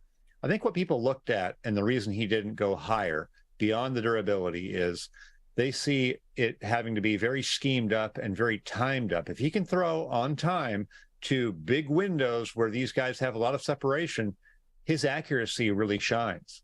What people don't believe yet until they see it is when that's disrupted, which is probably inevitable, either through talent attrition or defenses having another year to sort of prepare for this offense. They don't think that he can do that as well when the circumstances just aren't perfect around him. Mike, I know you've been doing the tiers for a while now, and I'm curious. It amazes me. Tier 4, I'll just give one name who's in Tier 4 is Brock Purdy, who had so much success last year. How many quarterbacks do you think could win a Super Bowl this year? I mean, some people say you need to be like 5 or 6 guys, but there's some really high-end names as you go down this list. So I see it as, if you look, Tier 1 is all AFC. All those guys you mentioned are AFC. So, I really do think that the AFC guys have a harder time getting to the Super Bowl, but once they get there, a better time of winning it. I think the NFC ones, like Purdy, Purdy's obviously not an established passer, but he's on a really good team. Like, to me, Purdy could get to the Super Bowl in the NFC. He's not going to be, he might have to go through Jalen Hurts again, but he's not going to have to go through, Burrow, Mahomes, whatever. By the time they get to the NFC Championship game or NFC Championship game, maybe the Eagles got knocked off in an upset, right? So the path to get there for a Purdy or NFC to me is open. I just don't think those guys are going to win it because you're going to be staring down Mahomes at the end of that. At the end of that, and good luck, right? I mean, Mahomes last year with a hurt ankle. They obviously lost Tyreek Hill. I mean, it's like, what can you do to slow this guy down? Their defense was okay. Special teams were terrible. I mean, he wins anyway. Mike Sando joining us. Last one for you, Mike. I mean, your biggest surprise on this list. You mentioned you've been doing this for a decade. Was there anything specifically about this list that you found unique? Yeah, the thing that surprised me was that Kirk Cousins moved up a little bit. I mean, he's always kind of been sort of a 2, sort of a 3, but he moved into the bottom of tier 2. And in the back of my mind, I was thinking, it wasn't like he had a better statistical year. Were these voters overvaluing all those close games they won, right? Remember, they had that unsustainable record in the close games. And then I looked it up. He had 8 fourth-quarter game-winning drives. If you go on Pro Football Reference, you can see that. That's tied for the most in a season since 1960. So maybe we got to give him credit for that, right? That's a little bit of a quarterback thing. So, we tip our cap to Kirk Cousins, who we know everything about. We don't think he's suddenly way better, but, him moving up into tier 2 was something I didn't anticipate. By the way, every quarterback, there's great art on this article on theathletic.com. You have to go check it out. Every quarterback is in uniform except for one. Jimmy G is wearing a black suit and a black shirt. And if we're doing handsomeness tiers, this isn't even close. It's Jimmy G by a mile. But the funny thing, too, is you can't get him in a uniform because the guy hasn't been in a uniform. Oh, I know. I went out to the Raiders, I think it was when we learned that he was injured or something for that off-season camp. And, of course, the Raiders are like New England West now, so the practice field's like 10 miles away from the reporters are standing. But you were like, is that Jimmy? Where's Jimmy? I don't think anyone's gotten a clear picture of him in his jersey yet. He doesn't just radiate light. Yeah. Mike, thank you so much. Appreciate this. Hope to check in with you again during the season. But, again, the quarterback tier is always one of our favorites, so thank you. Hey, thank you. Appreciate that. Yeah. Wow. I didn't complain once, Maggie. Jalen Hurts not in tier 1. He'll show you. He'll show all of you. So here's the thing about Hurts, though. He's the top of tier 1. So in theory, he's the guy top of tier 2, pardon me. He's the guy closest to tier 1. I asked that question because tier 3 has Jared Goff at 15, Russell Wilson at 16, Tua at 17, Jimmy G, not Jimmy G, but that's a lot of Super Bowl type quarterbacks. I mean, Jimmy G's been to a Super Bowl, almost won one. Geno's at 20. I'm telling you, there are some really good you could go 20 deep in Super Bowl winning quarterbacks. Wait, do you realize what you're doing here? What? You always have an affinity for the quarterbacks who are lower on the list. Yeah, but backups. Jimmy G is 18. He's already been to a Super Bowl. He came pretty close to winning. He should have been to 2 Super Bowls. I just think it's, and I guarantee there have been tier 3, tier 4 guys. He said Patrick Mahomes was originally a tier 4 guy. So, probably when he was sitting behind Alex Smith and no one had seen him yet. Would you be so shocked if Tua at 17 led the Dolphins to the Super Bowl? I don't think you would be. I thought Tua was pretty low. I was kind of surprised by that. Like, does Tua really? You don't think he has more value, than who? Jared Goff? Jared Goff was awesome. I know, but Jared Goff could have been because of the system, just like Tua was. Yeah, but Jared Goff. Derek Carr. I'd rather have Tua than Derek Carr. Really? Yeah. If I can get health, yeah. But Derek Carr, I think Jared Goff would kill it in Miami, and I don't know what Tua would do in Detroit. No, but see, the thing is Goff. I think Derek Carr turns the ball over too much, Not traditionally. I think Derek Carr would be fine in Miami. I think Miami's a special thing. Yeah. So we don't know what Tua would be like on a different team. That's true. I think that's what voters are probably looking at the unknown there. And you mentioned it, the health, obviously. Yeah, well, that's the number one thing. Stu, how do you think Derek Carr, watched every Derek Carr game ever. How do you think he'd do in Miami? Better because the weather's good down there, but not great. I don't think he's like a top 10 quarterback down there. I'd rather have Tua than Carr for sure. Yeah, me too. You think? If Tua was on the Raiders, they would win 3 games, dude. Well, if Tua was on the Raiders, they'd win a lot more than they did with Derek Carr. There is no way. There is no way on earth Tua would win with the Raiders. Healthy, obviously. Better offensive line. Really? I don't know. Interesting. Kyler Murray at 13. Now, you and I have a big disagreement out potential Kyler Murray trade value. If he comes back off the knee injury and looks okay. 0. I know. So you and I disagree on that. If he comes back and looks okay, the Cardinals are going to want to keep him. No, because they're probably going to have the number 1 overall pick. So they could just start over again with a young quarterback. They're definitely not. I don't think they're going to keep him. They're definitely winning 10 games because we just said that. They have 2 bites at the apple, though. They have their pick and they have Houston's If pick. Kyler comes back and plays well, I do not think they're drafting a quarterback. Plus, they're in the NFC West. They probably won't be the number 1 pick if Kyler plays well. All right, we don't have room for another show bet, but boy, would I like to bet you on that one. There's a way Kyler's If they have the number 1 overall pick, they're definitely taking quarterback. But then Kyler's not playing well if they have the number 1 overall pick. I think it doesn't matter. See, I think if Kyler plays well, they'll trade him. If they have the number 1 overall Trade pick, him for what? A 5th round they draft Caleb Williams. If they have the number 1 pick, that means they're terrible. I'm doing Brian Windhorst fingers. You can't see that on the radio. No, Houston could also be terrible, and they could have the number 1 pick. Remember? That's true. I didn't think about that. But Kyler Murray is not going to be good, and nobody's going to trade what, a 5th round pick for that contract? 6th round pick? I know this is where the best. Does that count? But we have swapping the 7th round picks. Is that what you're talking about? It's good. That's where you and I disagree. I think he would have trade value. You don't. You think someone's going to want to pay him that contract? He's 13 on this list. He's not 23. I think you'd have to give a 3rd round pick with Kyler Murray to take a team to get him. You and I disagree on that, but we already have too many bets going on, including the Joe Burrow bet, which is Perloff and I disagreeing about whether Joe Burrow is going to take more money on average than Justin Herbert. We have an update on that, which we're going to play for you next. Plus, get to some one-uppers from the weekend. That was a very dramatic pause. I know, because I wasn't sure what we were doing, and I had to take a look at the sheet. But yes, I'm letting the drama build. Okay, a lot more to do. One-uppers from the weekend and an update on the Joe Burrow bet. Don't move. Maggie and Perloff and you on CBS Sports Radio. You're in a 5-minute break.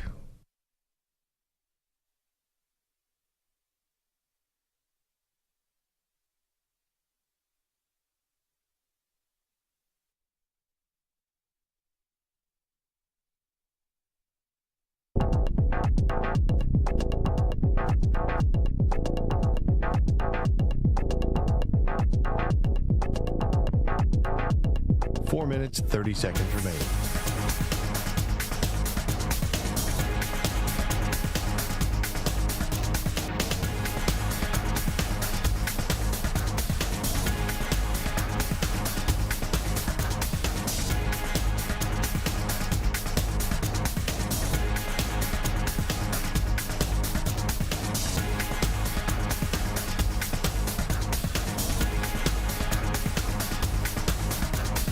Minutes remaining.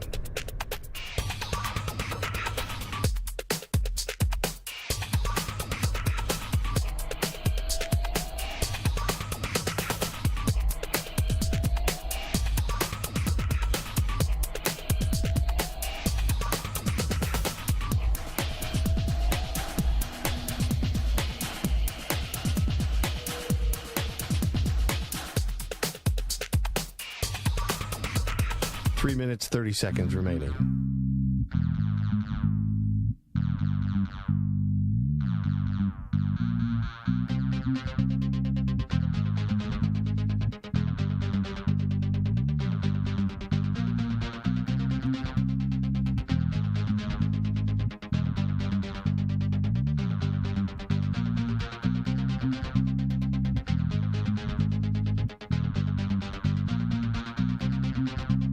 Three minutes remaining.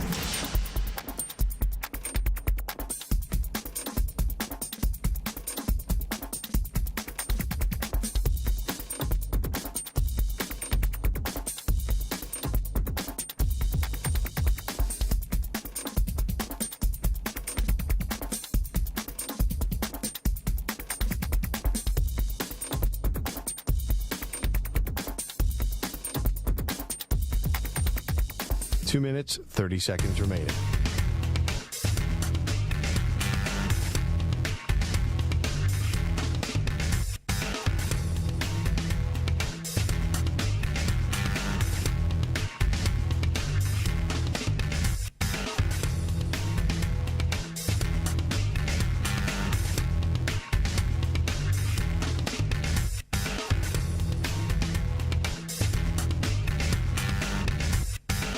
Two minutes remaining.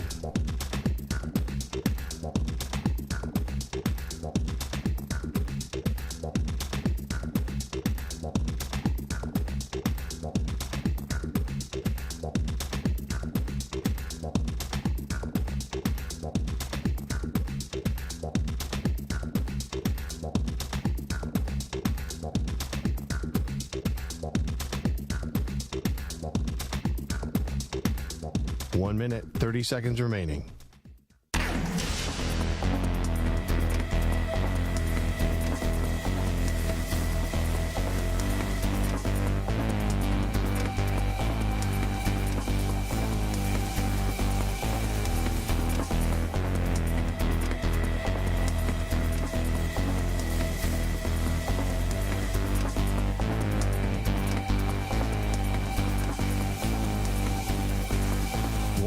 Remaining.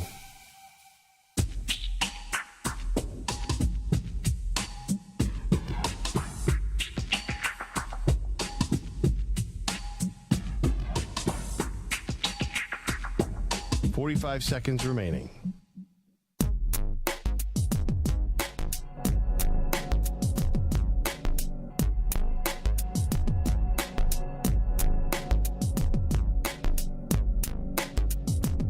Seconds remaining.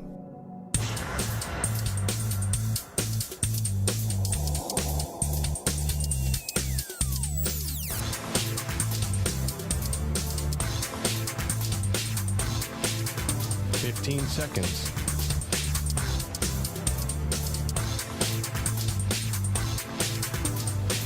Break ends in 5 seconds.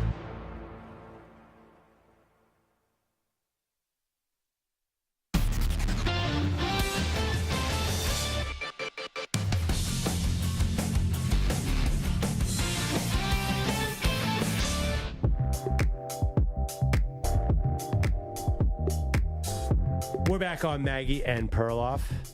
You know, last year, the Denver Broncos were the Jets, as Sean Payton said. Everybody was high on them. In fact, the whole AFC West was the Jets, in the sense that they made all these huge acquisitions in March, and all of it fell apart by the regular season. That's what Sean Payton, the Broncos coach, is saying could happen to the Jets, who are this year's quote-unquote dream team.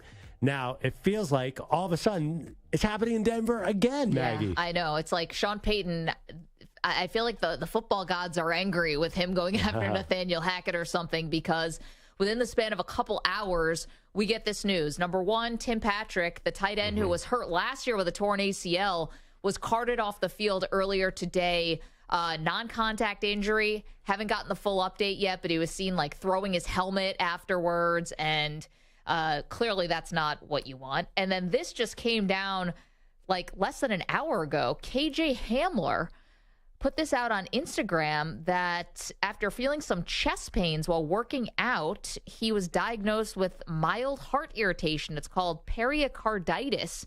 So he said, this is not a farewell. This is not a goodbye. It's a see you soon as I take a break for my health. But, I mean, first of all, hope he gets healthy, and glad that got, that he caught that before it escalated.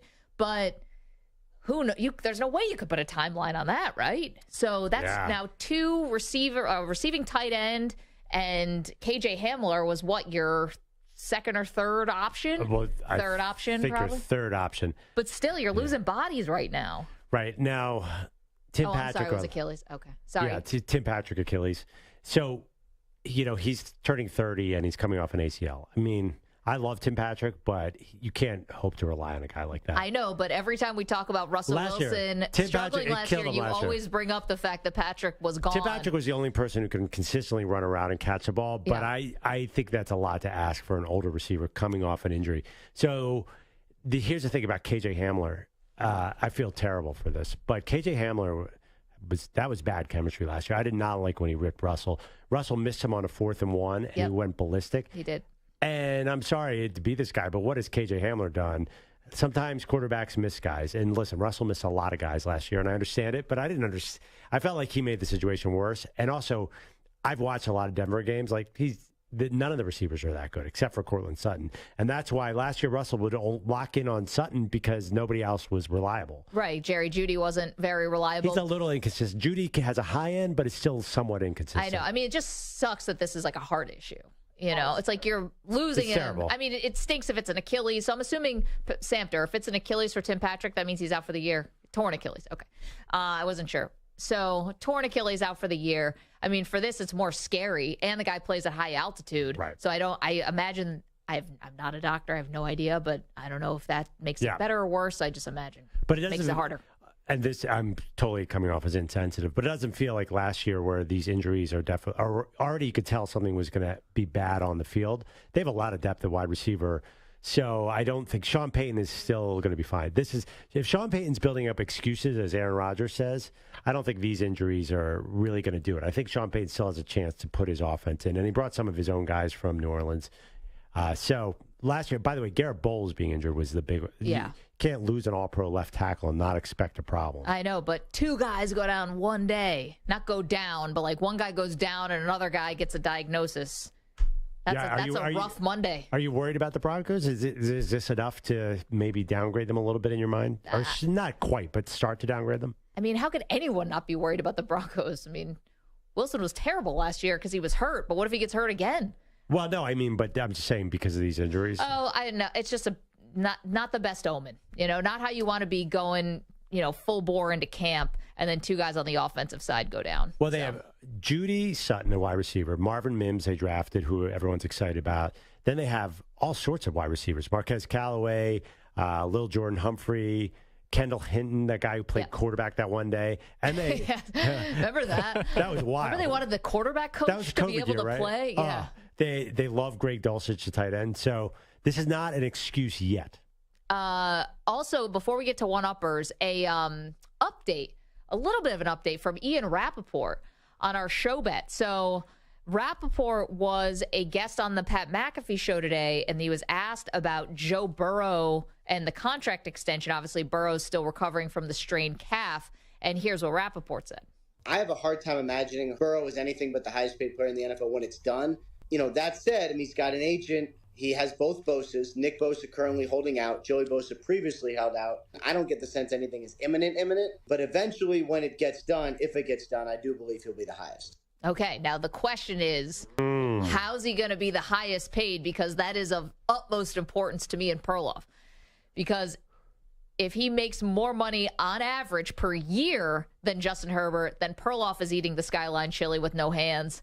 If he makes less per year but just signs this gigantic Mahomes-like contract that's for 100 years, then I'm eating the Skyline chili with no hands. I think it's going to be real close. I think it's a game-time decision. So Herbert, 52.5. I feel like it's going to be 52.3 or 52.8.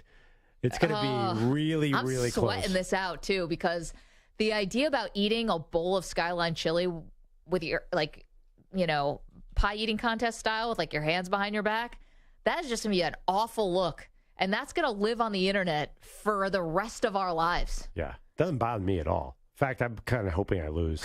Stu may or may not delete that video if that happens. Nothing's deleted. Oops. Sorry. Do you know a world we're living in? Nothing's ever deleted ever. You can forensics go in there. You can pull anything from any time. You underestimate Stu. Nobody's safe. So, Maggie, you have a 4-year-old, and Mike, you have a baby. You know when a baby eats spaghetti and the spaghetti sauce gets all over? I'm just picturing that. Yes. Kids just eat naked mostly for the first several years of their life. Yes. I have all these pictures of my two girls when they were young. It looks like they were just bleeding from everywhere. It was just tomato sauce over their entire upper half. It looks like a horror show. Okay, let's get to our one-uppers from the weekend. We're bringing it back, guys. I didn't know we had this cool music. Cool. Different views on what's cool. I like it, though. It's like a late 80s, early 90s sitcom. It's very, very positive. I feel like I just want to go out and hug somebody. It's like someone should be snapping their fingers. Yeah, and then just freeze on somebody's smiling to the camera. We can make that happen. All right, one-uppers from the weekend. Shall I start? Or you want to start? No, go ahead. One-uppers from the weekend. So big boxing match. It's been a while since we've been able to say that. And it was Bud Crawford beat Errol Spence. His TKO in the 9th round. Crawford really beat up Spence. But my takeaway was Bud Crawford, his entrance music with Eminem. So here's what it sounded like. He's walking in. They're playing Lose Yourself. I mean, by the way, what year is it? Anyway. Eminem. Timeless. Eminem's not even rapping, though. He's not singing on the mic. He's just literally physically walking in with Crawford. Right. Yeah. So You got to grab a wait, mic. are there times, and I'm sorry, this is ignorance, are there some boxers who actually have a guy? Yes. Okay. Like when Drake will come in with guys, like He's he'll singing? actually be singing, yes. Or Wow. rapping. Like you just come in standing next to the guy. Didn't have the same impact, didn't land the same way for me. Drake walks in with guys? I think he has, yeah. I feel like I've seen that in movies. I don't know if I'm sure it's happened. Yeah. I'm fine with Eminem just kind of being there. He's Just in. there. It's like, Fire. do you have to pay him more It's to Marshall. sing? Come on. All right, I was good. This is an extra one-upper. Lamar Jackson was on stage with Drake this weekend in Baltimore. Oh, that's cool. Yeah, shocker. All right, what do you got? One up that. One up that Drake will find the best local athlete and bring them on stage. He's bandwagon like you. okay. You recognize that move? When in doubt for one-uppers, if I have to one-up, I just go to my man, Ellie De La Cruz, the Reds rookie phenom. So he was in L.A., and I don't know if this clip has it, but they were chanting overrated, and then he got a hold of one. Cuts it loose. And this ball is smashed deep to right field, way out of here. 4-0 Reds for Ellie De La Cruz, his 7th home run. So they're chanting overrated. It was one of those home runs where the right fielder doesn't move his feet, just looks over his shoulder. It's like, then he put the glove up. Now, De La Cruz, by the way, his numbers are totally come back down to earth, but when he hits a home run, it's the most exciting thing you'll ever see. It's just such a violent swing. And he seems to like Baltimore material. If someone says something negative about him, he just homers. It's amazing. He leads the league in clapbacks. Yeah. It's like, do not tempt this guy. Do not poke the bear. That's the only kind of homers he hits, though. His revenge homers. Yeah, his own team's got to start talking trash to him. Okay, my next one here, actually, all right, let's do the Aaron Rodgers. Now, everyone's talking about Rodgers and what he said about Sean Payton, and he called him insecure and said it's really a shame that he has to talk about my offensive coordinator when, he's an accomplished coach, sort of keep our name out your mouth. This went under the radar. Rodgers talking about his favorite movies. I'll tell you what my favorite Christopher Nolan movie, though, is The Prestige. The Magician, It's the incredible. Prestige. I thought you were going to go like Memento. No. Even Tenet, which I'm still Christian trying to figure Bale out. and Hugh Jackman, Scarlett Johansson. I love it. Michael Caine. Fantastic movie. I've seen that like 50 times. I love that movie. I love it. You know what? And I'm going to agree with Rodgers here. Spot on. Prestige. That's your favorite Nolan movie? Phenomenal film. Yes. I mean, probably Dark Knight might be my favorite. Better than Memento? Better than Inception? Rewatchable ones? Like, I'm not rewatching Memento. I got it. Like, Yeah, I'm Memento, confused. but I've seen Inception on cable 1,000 times. Not me. I saw it once in theaters. I'm good. You didn't like Prestige Inception? is great. You haven't seen Prestige. I know. Watch it tonight, and then we'll talk Well, tomorrow. I did look at Rotten Tomatoes. Don't look at them. Why? They're great. I got to tell you, Prestige is not as well received as Inception and Memento. Memento is an unbelievable movie. Watch Prestige All right, tonight. But It's a the crowd problem is it's pleaser. one of those movies where the bar is so high now. I feel like it's tough to watch a movie when everyone's telling you got to watch it. Well, didn't you do that this weekend? Well, I went to see Barbie. But Yeah. here's the thing. I've seen parts of the Prestige on cable before, and I've already not been into it. So I think I have to give it a chance. Boo. But you got to admit, a lot of people, everyone's like, oh, The Prestige, that magician one, that was good. That was the common reaction. And everyone's like, yeah, you got to watch it. It's really good. It's not like Barbie and Oppenheimer. Everyone's like, these movies are awesome. You got to go see them. Okay. So that's what I saw Barbie. It was awesome. My 11-year-old daughter thought it was an incredible feminist statement. I thought it was really Down funny. with the patriarchy. Down with the patriarchy. Ryan Gosling is hysterical in it. It was generally very well done. There was a couple moments that didn't quite work. Okay. So, I mean, it wasn't old school in terms of comedy. Old school, like the movie Old School, not just old school. But it was very good, and I thought the whole theater enjoyed it. And you know what's so funny? That this is a movie that's linked to Oppenheimer. That makes no sense, but I love it. Yeah. They But, don't belong in the same sentence. unlike Stu, I'm willing to give it 2 thumbs up. Yeah. Because last week we asked Stu No, for Manny.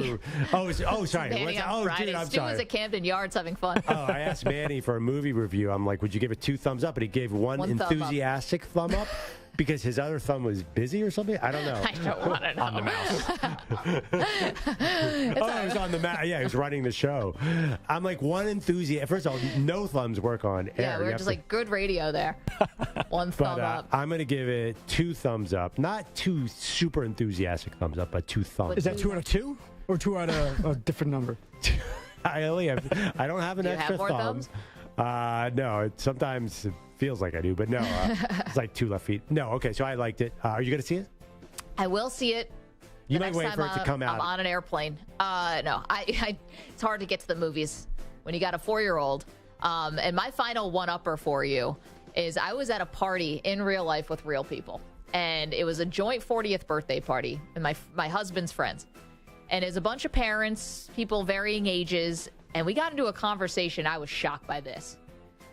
There were parents there of 8 and 9-year-olds who their kids are hearing some terms for sexual acts, like on the bus or just like at school or camp or whatever, and then came back to the parents and said, "What is this?" Ooh. And the parents, hearing how they all dealt with it, I gotta go. I was cringing so hard. We have a 4-year-old, Perloff. Your daughters are like closer here. 8 and 9-year-olds wanting, like, this isn't just the where do babies come from. This was like specific acts that like have numbers attached to them. If that clears it up. I got you. That's a tough one. Ooh. How do you clinically? You don't clinically explain it. Who said you had to clinically explain it? That's what the parents said. You got to that's what these people said. You got to get clinical about it and make it so it's not like just so it takes like the mystique away from it or something. The mystery. Did your daughters ever ask you about when this a man stuff? loves a woman and they decide to flip upside down? No, I mean, first of all, around 9 or 10, they started getting exposed to music, which has all the words. Right. My daughter has memorized about 15 Nicki Minaj songs. Oh boy. So she knows a little more than I am. Sometimes I go to her with questions now. What is WAP? If my kids came to me with like all these terms I heard on the bus, I'd be like, I don't know what that means. No, I'm of no help. I'm of no help whatsoever.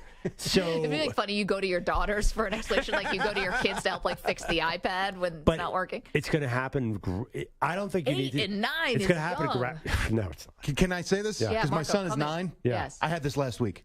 That What's particular. going on? Literally, yes. That The exact number. Yes. That's what they said. What'd you do? I told him it was right before we had to go to camp. I said, "Don't worry about it. Go get dressed. We got to go."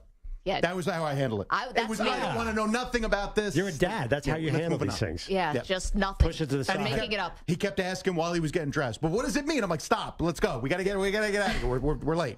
Let's go. But they have the internet. I mean, they're going to look that up and cause all Sometimes sorts the of parental confusion. controls on some of these things, right? Well, see, my focus in most things in life is to just pretend, and hopefully it goes away. I haven't heard it since, so I'm hoping that I never hear that question again. Have you, it's an interesting moment, and it's related. When your kid drops a curse word on you, I don't know if you guys have, you probably, yeah. Have you had that yet?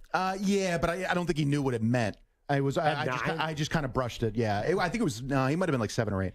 My daughter didn't, at like 9, didn't like this teacher my daughter's this cute little thing. She goes, bleeping Miss what's her name? I was like, whoa. Working blue. Wow. Yeah, She's like, she'll never put a pop quiz up again. She knew how Emma talked this was about her. fourth grade because she didn't let them do something, or I have no idea.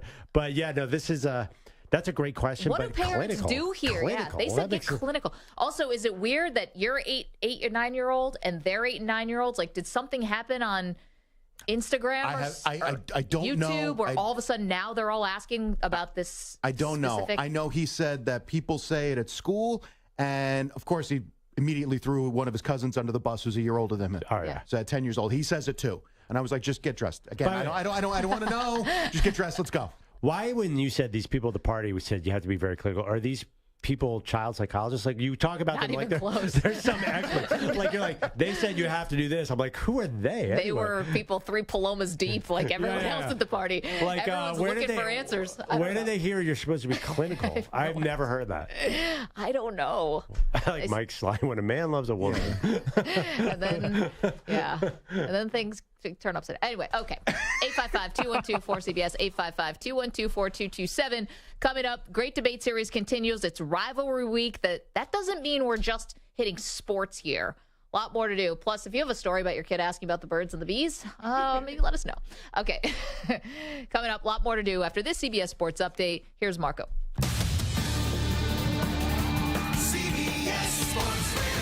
Sports Flash. Oh, guys, the Colts saga with Jonathan Taylor doesn't seem to have an end in sight. Taylor wants to get paid, reportedly requested a trade, prompting this response from his owner and Jim Irsay. I mean, if I die tonight and Jonathan Taylor's out of the league, no one's going to miss us. The league goes on. I mean, we know that. The National Football rolls on. It doesn't matter, who comes and who goes. Colts also reportedly lost running back Zach Moss, broken arm, expected to miss 6 weeks. Rookie quarterback Anthony Richardson missed practice thanks to nose surgery to correct a nasal septum. 4th overall pick in the draft will likely miss tomorrow's practice as well. Unclear how long he's going to have to sit, but they don't expect it to be a serious issue. Dolphins corner Jalen Ramsey expected to miss a couple months with knee surgery, but he told his head coach Mike McDaniel, don't bet on it. He's a self-proclaimed alien, and he couldn't have a better mindset with which to attack this process. He's immediately, tell me whatever the timeline is, and I'm going to beat it by a month. Broncos receiver Tim Patrick carted off the field with what the team fears could be a torn Achilles. In baseball trade, Rays reportedly acquire Guardians pitcher Aaron Savali. I'm Marco Belletti. CBS Sports Radio is everywhere, at home, in your car, and of course on your phone and tablet. Find us on your local affiliate, SiriusXM Channel 158, or the free Odyssey app. CBS Sports Radio.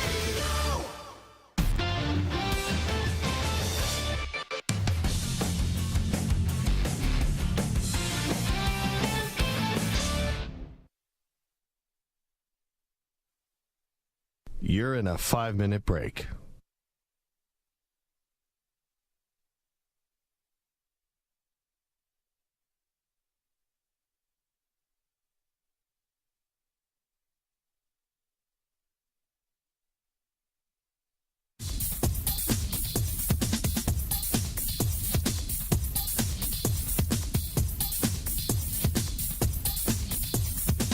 Four minutes, 30 seconds remaining.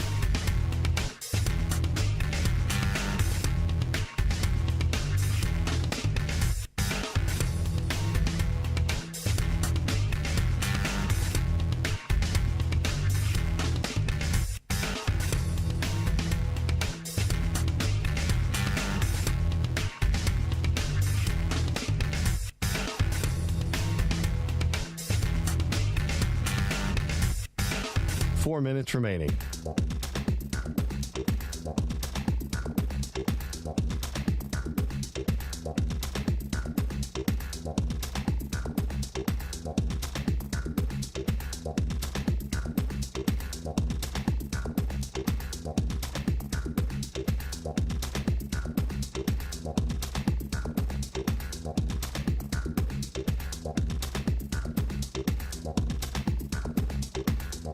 Three minutes, 30 seconds remaining.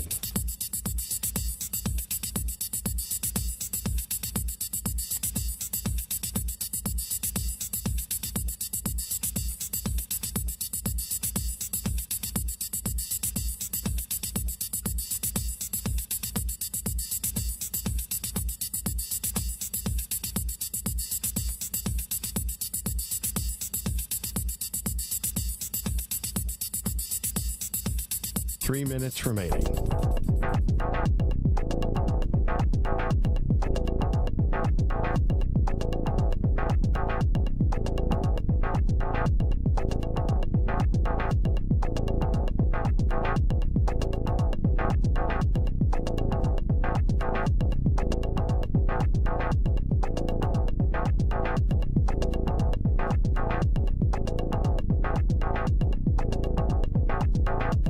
Two minutes, 30 seconds remaining.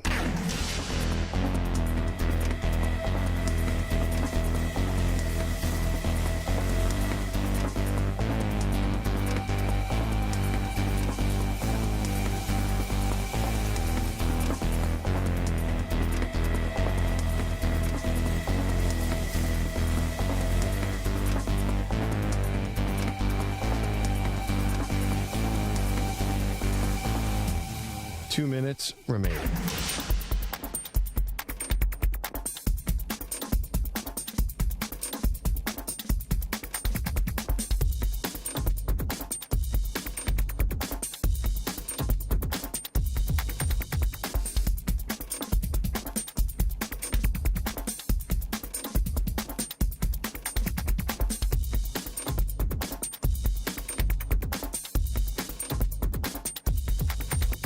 One minute, 30 seconds remaining.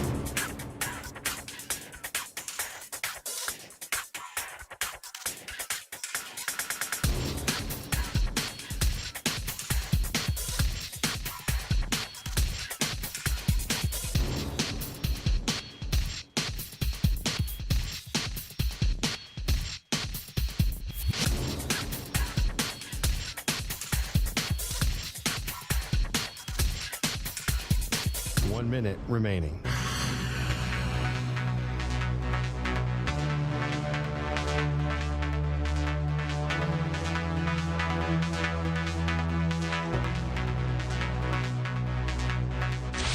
Five seconds remaining.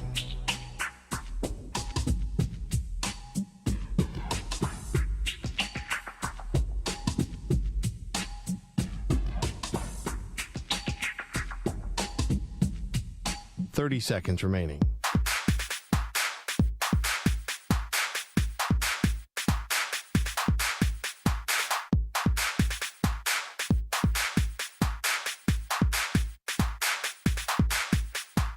Seconds.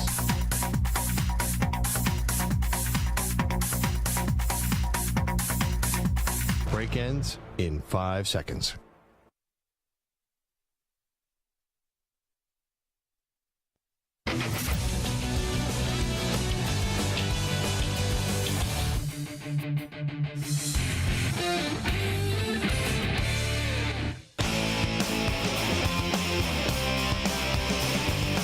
Welcome back to Maggie and Perloff. So it is rivalry week here on the show.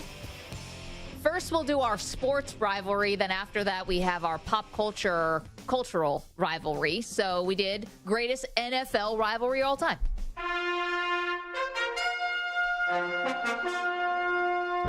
The Great Debate Series. Best sports rivalries. I went with a little rivalry called the Washington football franchise versus Dallas. I think I'm a little weighted down by the Washington's old name. It doesn't exactly roll off the tongue anymore. Yeah, so I think that might hurt me, but every time I watch these two teams play, everyone's like, oh, the greatest rivalry in NFL history. So I'm going with Washington, Dallas. I'm going to go with something a little more recent in terms of being relevant, and that's Steelers-Ravens. I think that Steelers-Ravens, what they've done over the last 25 years, has catapulted them to the top of the list. This is one of the most hard-hitting rivalries. These teams genuinely do not like each other, and I think it's going to continue because it's never just about one person or one coach. It's like continued throughout, and now you have Lamar Jackson in a big year. You have Kenny Pickett's also in year 2, a big year. Like, there's just a lot of hate here. I feel like you could argue this year is all about the Ravens and the Bengals because they had that showdown in the playoffs last year. They're real close to each other. I would love to see Pittsburgh in this discussion this year, but are you that confident Kenny Pickett can take them there? Well, that's the thing why I think this rivalry is so good, because I think that they're always right or they're always relevant. But is Washington, Pittsburgh relevant now? I think they always are. I mean, it was a shock last year, even though Mike Tomlin didn't technically have an under 500 record. I mean, he's so consistent, and they're so consistent. It's not like Washington, who can fall off the map for a while. That's why I don't even know if Washington-Dallas is the best rivalry in that division. Well, I totally know what you mean, but I was going more historical. The thing is, though, no one has Pittsburgh in their top 15. No one's picking Pittsburgh to win the Super Bowl. And whereas Baltimore, yes. And Cincinnati, yes. So I just don't think Pittsburgh's quite there. I think they'll get there eventually with Kenny Pickett. I'm not ready to say that they're in that kind of conversation. We've got poll results, yes. Maggie, for the first time maybe ever in the Great Debate Series history, the audience is on your side. That's because I had to take LeBron James and all those LeBron Michael Jordan debates. Okay. I didn't have to. I wanted to. I saw the results, and I don't trust those. I mean, 67% Ravens Steelers, 33% Cowboys Washington. Thank you. I mean, I don't know how they'd be skewed. Like, I'm not doing anything to juice the results. Aren't you, though? I didn't tweet anything. I mean, I've seen your burner account, so I kind of know what's going on over here. I know. I'm like worse than Kevin Durant, guys. I just feel like, I don't know, if you're going to do current rivalries, because you can't say Steelers Ravens. You said it. You started out the Ravens started in 1996. I know. Unless just you're love doing the fact Browns. that somehow I'm winning, so that means something's got to be wrong. It can't just be Maggie made great points and people agree with her. It's like, oh, this can't be right. Something's got to be up. Yeah, I'm sorry. I wrote the tweet wrong. I said worst NFL rivalry. Most overrated. Okay, that's what it is. I get it. No, I think people just agree with me.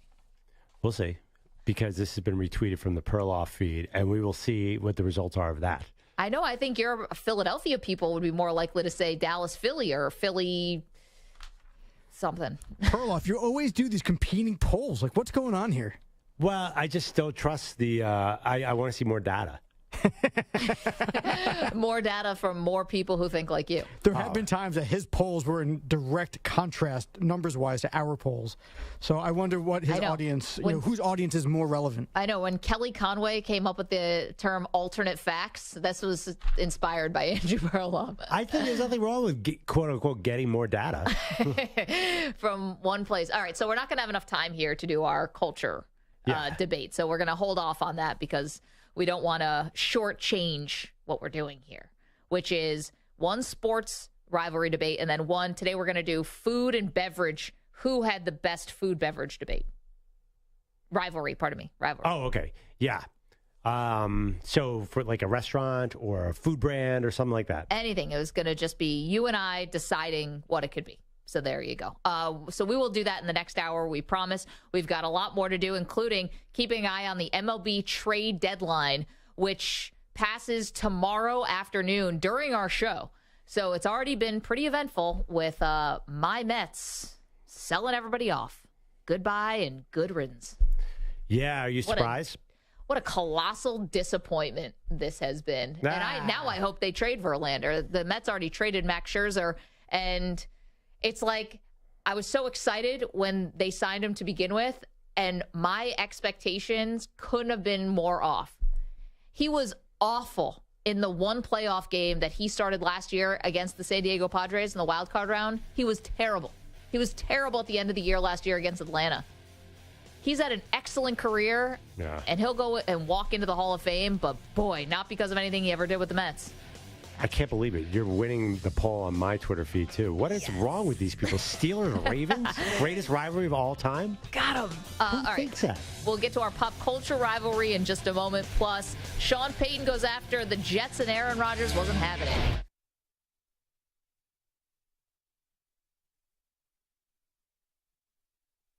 You're in a 5-minute break.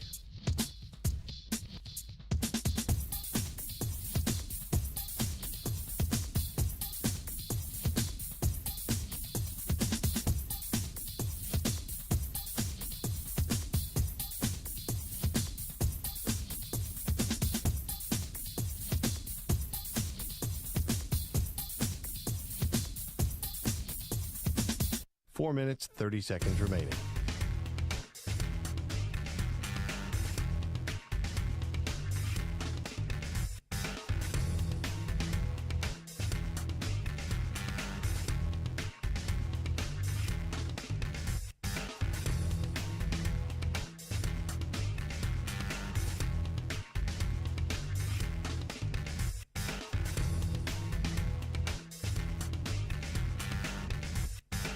Four minutes remaining.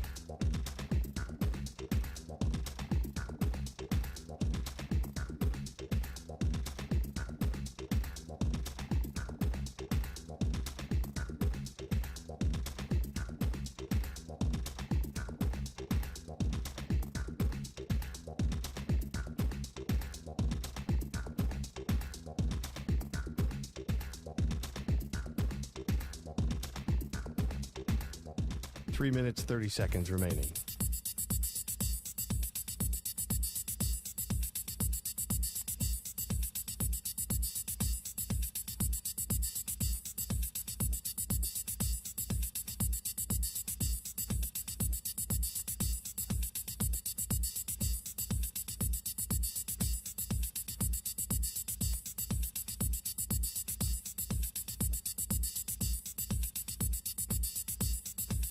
Three minutes remaining.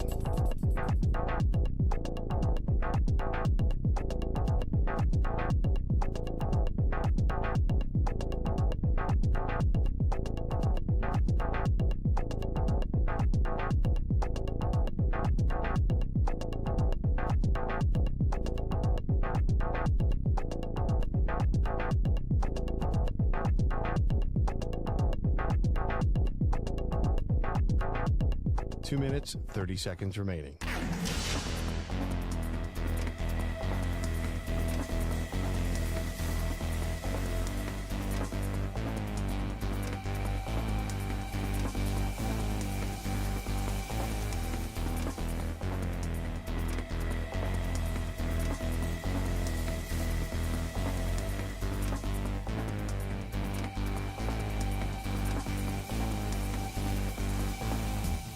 2 minutes remaining.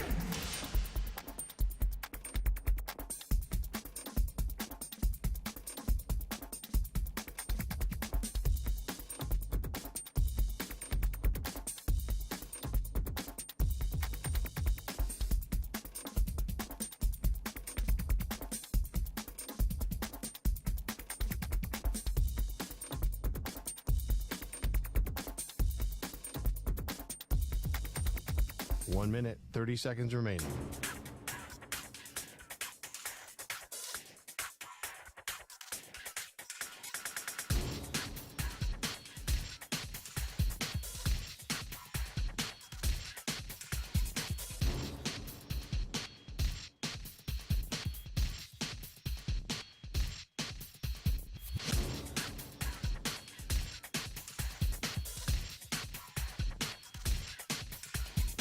One minute remaining.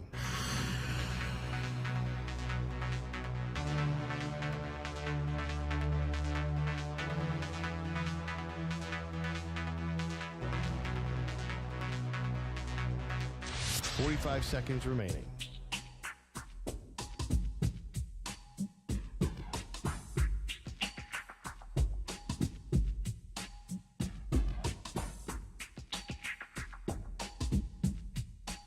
Seconds remaining.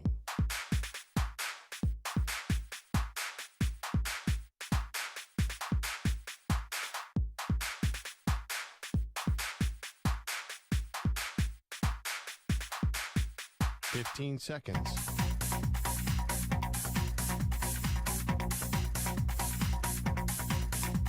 Break ends in 5 seconds.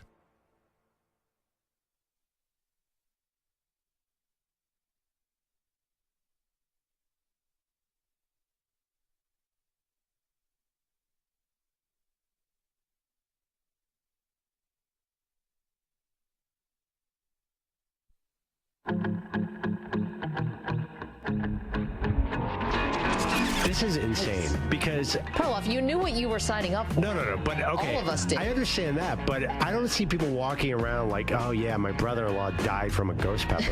This has never happened. Grief. People are also telling me that after you eat these wings, be very careful if you go to the restroom.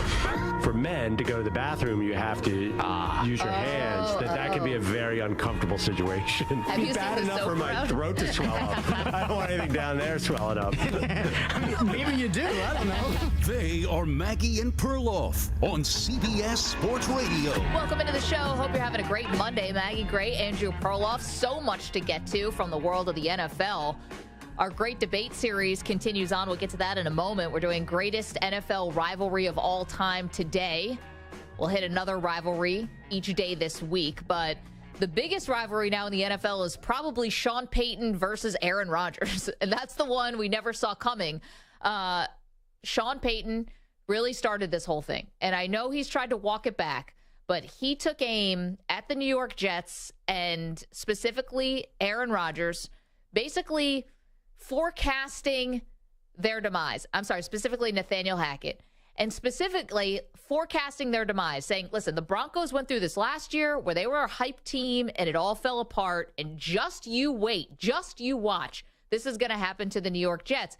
He also said, while there should be 20 dirty hands on what happened last year in Denver, Nathaniel Hackett and the coaching staff, they did the worst job in the history of the NFL. So Aaron Rodgers was on with our pal, Peter Schrager. Yep. Really more your pal, but I love Peter too. And did a great sit-down interview. Schrager was perfect in asking the question framed around Hackett. And how did Aaron Rodgers feel when Sean Payton took aim at his friend?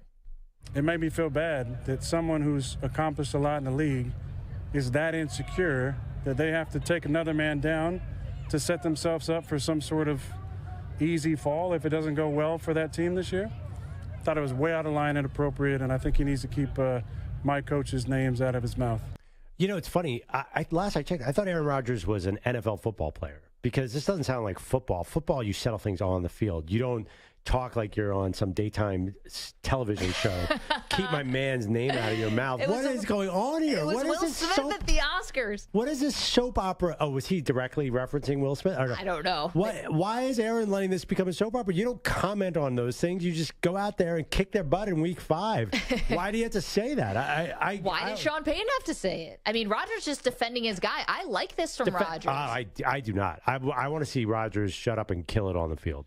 I think Sean Payton, honestly, is the one who opened this can of worms, and Rodgers now is defending him. What you have here is 2 guys, Sean Payton and Aaron Rodgers, who both feel like they're at the top of their profession, who have both been in the profession for a long time. Yep. And it's like, I don't have to play nice if I don't want to because you started it, I think is what Rodgers is kind of thinking, with the added, kind of layer that he thinks Sean Payton is trying to use this as like a shield. Like if things go badly in Denver for a second straight year, he can always say, well, look at the mess I inherited. No one would be able to turn this around in 1 year. First of all, you started it. I don't think the Jets were even on Sean Payton's radar in any real way. I think he just threw them out as an offhanded comment. I mean, so many more things to worry about, starting there with Denver. And he didn't specifically call out Hackett either, too. He said a group effort. And the thing is, he said coaching. He said been the worst coaching in the history of the league. I mean, if you're the head coach, how are you supposed to take that? They had trouble getting the plays in. That was just a fact. It was a disaster. I mean, everybody called him out. So Sean Payton said what everyone else has said. Why isn't Aaron Rodgers talking to everybody else who called Nathaniel Hackett about it? Just because Payton's in the thing. Honestly, because coaches never do that. Here's the problem. Payton is a coach. He's got 11 years to figure this thing out in Denver. Rodgers has 2 years in the Jets. And honestly, he could try and use this as momentum, but he should not be worried about Sean Payton at all. He should be worried about the Buffalo Bills in week 1. I think he's worried about that, much too. Bigger problems. I think that he was just, again, standing up for his guy. One other thing that Rodgers said over the weekend, well, this is to Peter King in a Football Morning in America column. Peter was asking him, like, why did he take the big pay cut? And why is he taking this lower salary? And he said, not just for now, but for the trade deadline. Like, you never know when someone could become available at the trade deadline. We've been thinking Dalvin Cook. Cook was at the facility this weekend, talking to guys. It basically feels like he's on the team already, yet he's not signed. And Rodgers kind of made it seem like, no, the trade deadline could bring something. This is becoming more like basketball and baseball than it is football. I love that Rodgers has the media in his pocket like this and creating this narrative. It seems like listen, if he was $110 million, do you think he'd be in New York right now? Maybe not. I just think that this is this. But maybe the Jets were very desperate. I'm a salary cap hero is being a little overstated. Well, think about it. Why is Rodgers saying all this stuff? What other quarterback is out there saying anything? He's probably saying more stuff than all 31 other quarterbacks combined. Because he's being asked, and he's being. Other quarterbacks are being asked everything else too. Well, all 32 of them do press conferences. Okay, but you don't have a problem with Sean Payton getting honest, but you have a problem with Aaron Rodgers getting honest. Honestly, I don't. It's not the honesty part. Just. Don't worry about it, dude. Just play. Go out there and kill it on the field. That will be the best way for you to redeem your man, Nathaniel Hackett. You don't have to say anything. You don't have to lower yourself to Sean Payton's thing. I really don't think you do. I get why you say that, and I like when quarterbacks are honest, but what's the point? Just go out there and dominate on the field, and then you'll get the last laugh, no? Well, they might anyway. As I said, I think that Sean Payton's going to end up eating those words, and then unfortunately for Payton, 2 Broncos dealing with issues today. Tim Patrick carted off the field. They fear it's an Achilles, so that's awful. For a second year in a row, your tight end goes down. And then KJ Hamler, who is not the top receiver for the Broncos, but he revealed on his own Instagram today that he has pericarditis, and so he's going to be out for some time while he gets his health right. What does Payton care? Honestly, like this year, there's no pressure on him. Bring in your own quarterback next year. You don't think Sean Payton's feeling any pressure this year? No, he's stuck with Russell Wilson. I think, and he probably told the owners, like, listen, I'm your best chance to fix this guy, and if this doesn't work, then I get my own quarterback. Yeah, I think he's got as much runway as any coach in the NFL and as much power. Yeah, but he's kind of been brought in, like, if you're saying that the coaches couldn't have done any worse last year, then we probably should see a pretty big improvement this year. I think you will. You certainly will. They won 5 games last year, so you're going to see that. But if it doesn't work, then he's obviously saying, well, listen, yeah, just like what Rodgers said. I love Russell Wilson, but I'm either going to draft a guy or bring in my guy next year. There's one problem with that. Tons of money that they owe Russell Wilson. They could get out this year. It's expensive, but they could get out after this year. Okay, but Then they what, will. And not what only kind that, of dead they cap will. are you looking at? And there's Draft a guy. Okay, but again, now you got to make sure you draft right. Listen, why are the Jets in the position they are where they had to go out and get Aaron Rodgers? Is because they whiffed so badly on Zach Wilson. Hey, Bill Belichick was 5-11 his first year with the Patriots and went on to win 6 Super Bowls. It's okay. I don't think there's any real pressure on Sean Payton here. If it goes wrong, and by the way, maybe he's brilliant by laying out that coaching situation. If it goes wrong, then he's going to blame George Payton and the existing roster. I think we'll go after Russell. We're not going to go after Payton. He gets to bring his own quarterback in next year, right? I think that if you are the ownership there and you already gave this big contract to Russell Wilson, you're probably hiring Sean Payton at $18 million a year to make it work with Russell Wilson, not because you want to start over with a cheaper option. You're trying to challenge Patrick Mahomes here. I'm almost certain they can get out of Russ after this year. Take a look at that because they made him one of the highest paid quarterbacks before he even took a snap from the Denver Broncos. Sunk costs, Maggie. No, there's a new word for it that the Mets coined now. They're reallocating the money from Max Scherzer to Robert Acuna Jr.'s little brother. Just reallocating the money. Okay, so the second NFL rivalry that we didn't know existed until, well, I guess it started last week, Jonathan Taylor versus Jim Irsay. Now, this one's been simmering, again, since last week, but it's escalating very quickly here. And that is that Jonathan Taylor doesn't have a contract past this year. So he obviously wants to get paid, but that's a big issue for running backs. And Jim Irsay dropped this gem yesterday. If I die tonight and Jonathan Taylor's out of the league, no one's going to miss us. The league goes on. I mean, we know that. The National Football rolls on. It doesn't matter, who comes and who goes. Now's the time, for us to do our work. Oh, that is so cringy. I mean, whether or not you think that's true, I think that really devalues everything about your team. And why are your customers paying if you don't care about the players on the team? Why should they buy tickets? Why should they come see your product if you just think that everyone's expendable? Well, does that mean because of that philosophy, you just pay everybody who asks to get paid? We don't know what Jonathan Taylor would be willing to play for. We know what he asked for, but people ask for lots of things in a negotiation. That can usually just be the starting point of a negotiation. He's under contract for this year, but so Zach if Martin, you're a fan, Nick Bosa is also under contract this year. Do you think he's going to show up without a new contract? Hell no. Yeah, but Nick Bosa's done something in this league. I mean, I think it's a Taylor different. was in the MVP. Bottom line is, every team in the league would kill to have Nick Bosa. Nobody wants Jonathan Taylor. If he's going to ask for that kind of money, I mean, it's a running back reality with some crazy owner comments on the side. The reality is a dash of crazy. Unfortunately, he didn't get. Jonathan Taylor's never been paid like Saquon Barkley, so he really does deserve to get more money. But I don't think he's going to take any. I don't think he's going to play for $5 million this year. And that's really what his probably market value is. Which is, it's tough, and I understand the reality for running backs. I don't have a solution for you at all, but I don't like when the owner comes out and says, it's very convenient to use I could die tomorrow and he could not play and the league marches on. It's like, well, that to me just feels like you're going to drop that now when before I'm sure Jonathan Taylor has been used to sell tickets and been marketed to try to put money in your pocket. But now when it comes time to pay him, conveniently, nobody cares if you play on this team or not. I thought that you learned something. I did. Over the last 20 years when Bill Belichick and the New England Patriots killed your Buffalo Bills. Did you not learn the cost of doing business?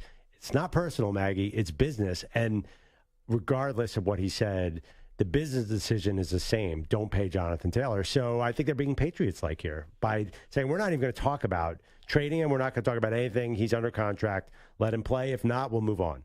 Okay, well, let's see what life is like without him if he doesn't play this year. It's going to be the same as life with him. Well, see, that team is so young. It's also convenient for him to say it when they have zero expectations. Now, we're all excited to watch Anthony Richardson, who, by the way, had nasal surgery today, but he's going to be fine.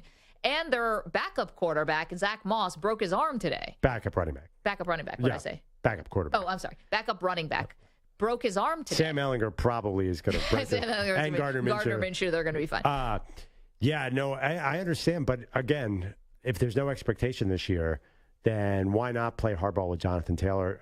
Because I think they would trade him if there was something great to offer, but no one's going to want to have to pay Jonathan Taylor, so it's going to be hard to trade him. And that being said, I love Jonathan Taylor. Yeah. I just think he's so reliant on having that killer offensive line. So focus on the line, don't focus on the running back. Here would be my advice, because this is sort of how I like my sports owners. Mouth shut.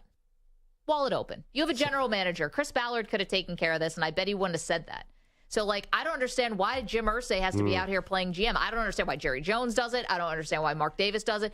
I get owners being held accountable and called to the mat when your team does poorly.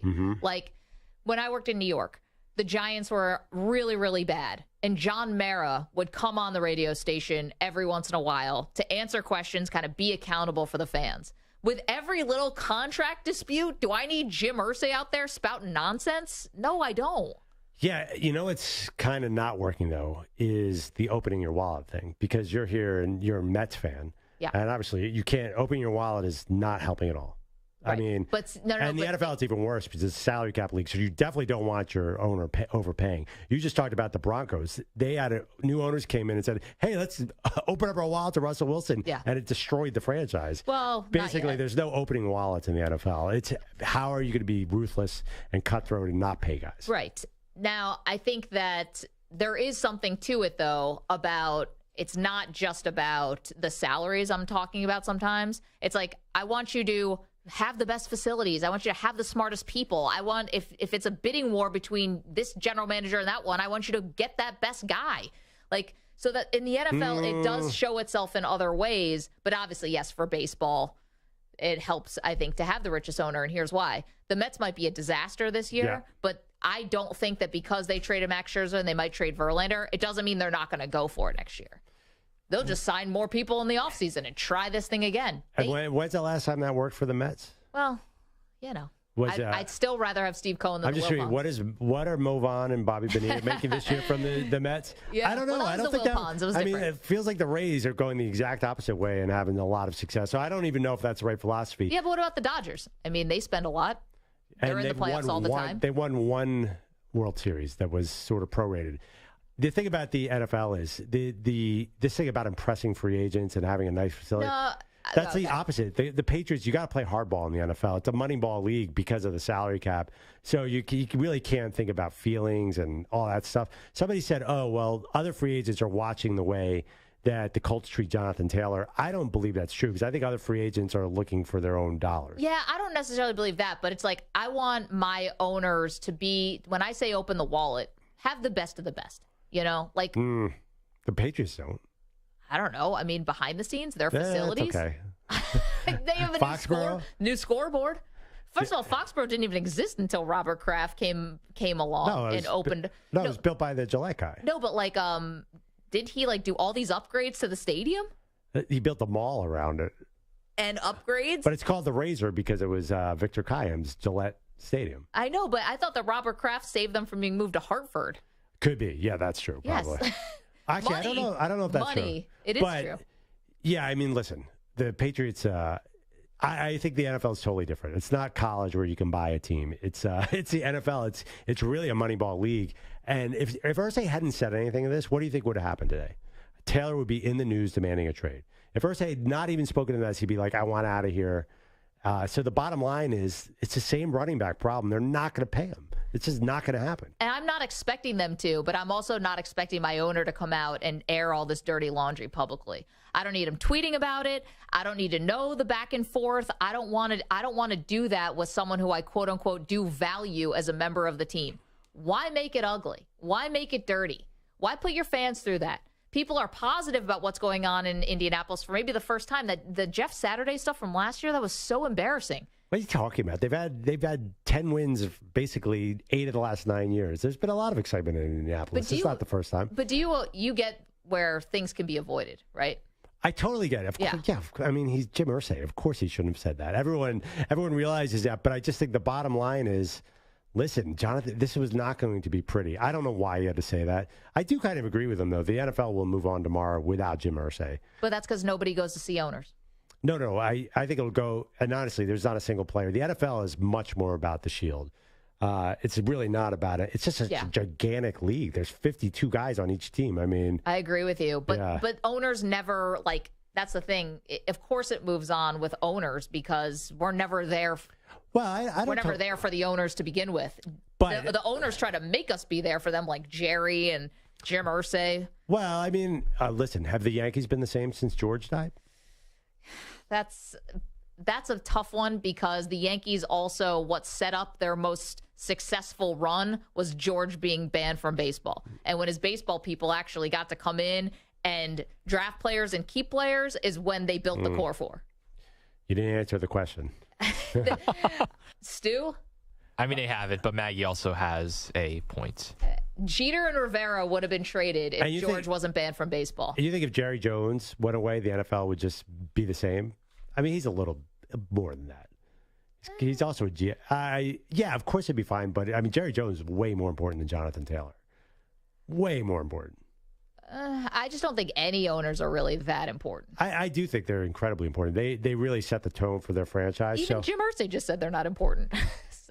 But they're more important than a running back. I mean, listen, owners, I think people underestimate how important having a smart owner is. Having Dan Snyder certainly did not help Washington, but he's kind of an extreme.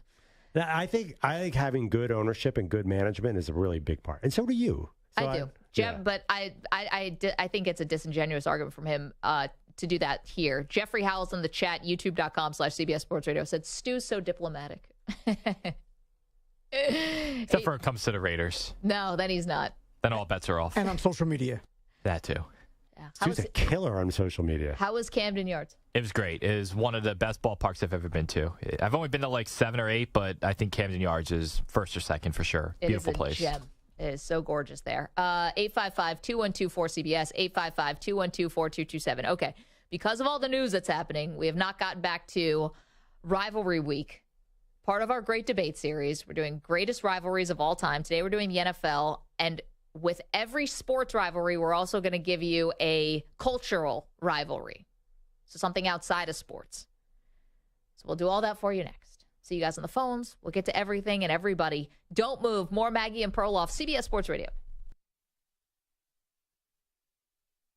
You're in a 5-minute break.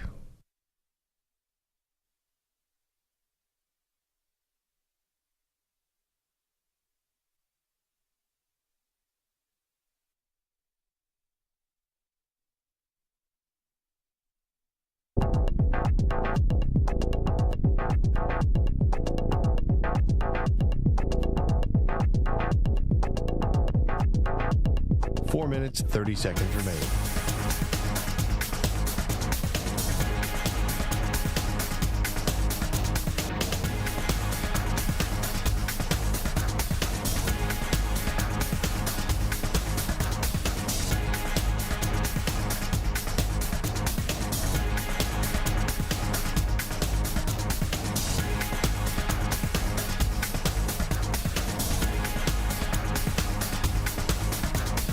Minutes remaining.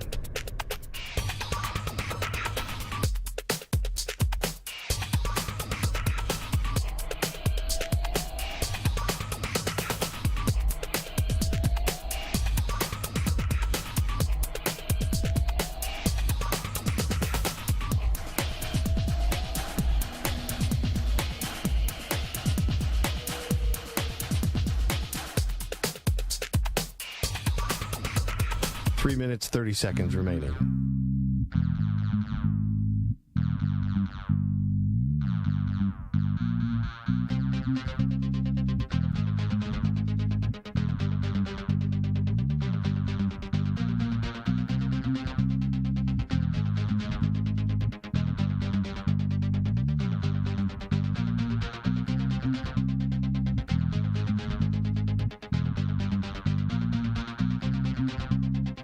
Minutes remaining.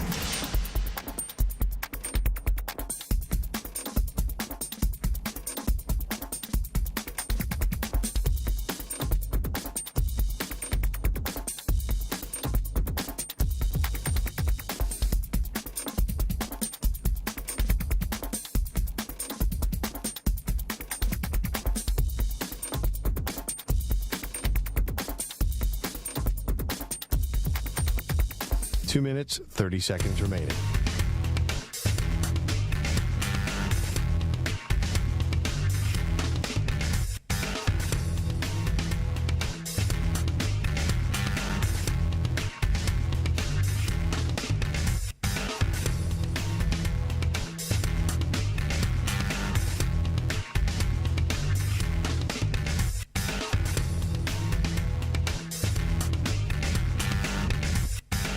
Two minutes remaining.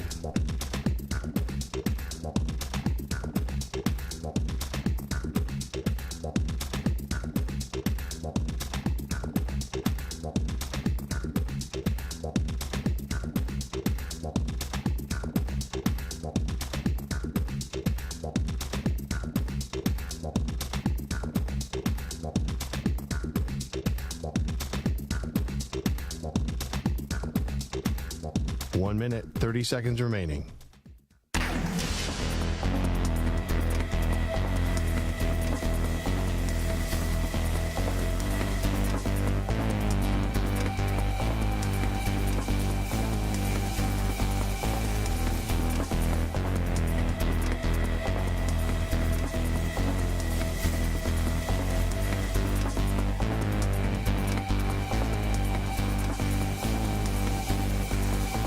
Minute remaining.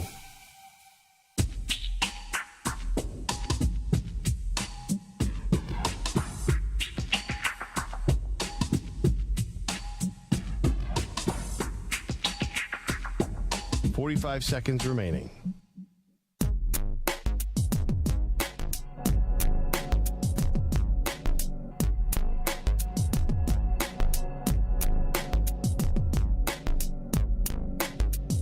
.30 seconds remaining.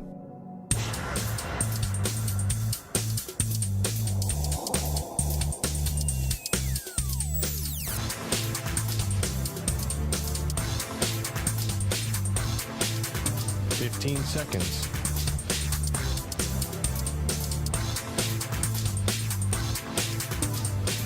Break ends in 5 seconds.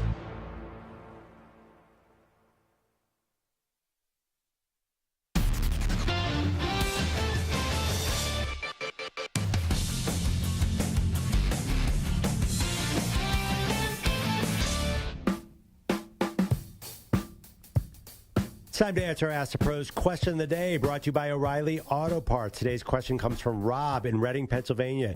Did you see the Eagles' new Kelly green uniforms? Oh, yes, I did. You can submit a question by tweeting at CBS Sports Radio or at Maggie and Pearl using the hashtag Ask the Pros. Think O'Reilly Auto Parts for all your car care needs. Get guaranteed low prices and excellent customer service from the professional parts people at O'Reilly Auto Parts.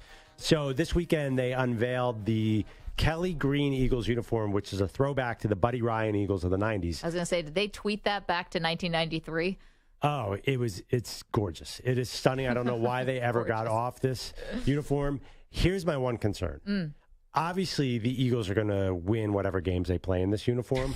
Are people going to discount those wins because this is a performance-enhancing uniform? That much mojo, considering no one on the team would have even been born when those original Kelly Greens came out. Well, Reggie White was in those, and Jerome, I think 96, Jason Kelce was born. Maybe Kelce. Yeah, because he's like in his last year for the third time in a row. Actually, there are a lot of Eagles that are older. They have a lot of old guys now that are hanging around. But anyway, regardless, they were 1 year old when this Kelly Green. They're going to win these games. I think the games come out today that they're going to wear them in. Why is everything that was uncool in 1997 when they cycled off them cool again? Answer me that. I don't know. I mean, we were just talking about the creamsicle uniforms. I can't believe they're bringing those back for the Bucs. Oh, they've been bringing them back on and off for a few years now. Those are amazing. I didn't think they were a good idea the first time around, and I don't like them this time. Are you crazy? Yeah. The creamsicles are the coolest. It's a tough color to pull off. Did you see the Titans are going back to the old school Oilers uniforms? Those are amazing. Those are tough memories for me. The Seahawks are going back to some 1970s Seahawk uniform that's going to be sick. Actually, I love all these old ones, and I thought they were all so ugly back then. Here's a question, though. Like, it's one thing going back to, like, an old creamsicle uniform or an old, like, Patriot Pat uniform or, the Eagles. But, like, if you're the Tennessee Titans and you're going back to a Houston uniform, like, it's a completely different city and a completely different genre. Like, totally that kind of feels like it kind of feels like a slap in the face to Nashville, no?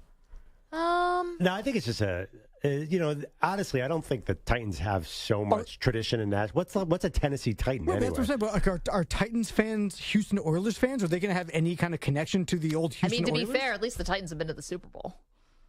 Ouch. Well, I'm just saying. No, I think it's just cool. That was the uniform when they did make it to the Super Bowl. It's like the old joke, there's no oil in Nashville, so they had to get off the Oilers. But there's no Jazz in Utah, and there's no lakes in Los Angeles, and they kept those names. So I don't know, they're just cool. Everyone likes nostalgia, and especially I think the '90s are back. Everything comes back in, right? The '90s are definitely they're raging right now. We're getting back to the early 2000s now. Yes, so I am not ready for that fashion. Yes, no thanks.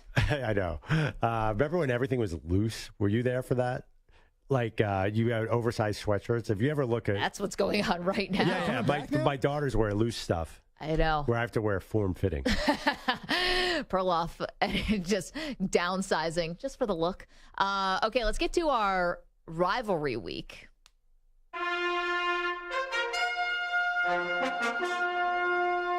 The Great Debate Series.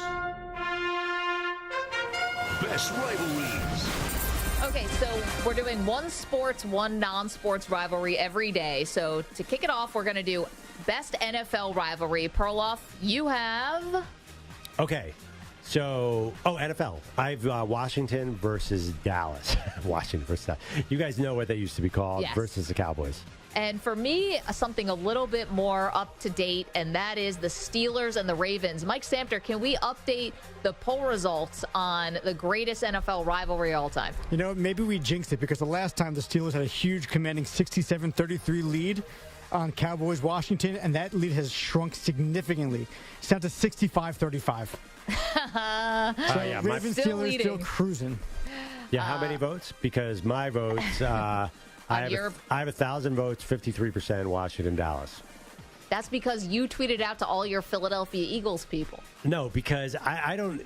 greatest rivalry of all time, not greatest rivalry right now. I know, but the fact that Washington has been so irrelevant when this... The Ravens started in 1996. This is 105 years of NFL history. I know. They've started in 1996, and they've already won 2 Super Bowls. I mean, and they've already been super relevant and... almost with no gaps. They're not as relevant as Dallas. No, but Dallas is. But you could say Dallas Eagles, Dallas Giants. But once upon a time, Dallas Steelers was great. Right, but they don't have the history. Washington Dallas was the premier NFL rivalry for years. All right, go ahead. Let's go to the phones. 855-212-4CBS. Jay is in Alaska. He wants. Oh, Jay is gone. Okay, I didn't have it here. Call screener's all messed up. Okay, let's go to the other rivalry, our non-sports rivalry.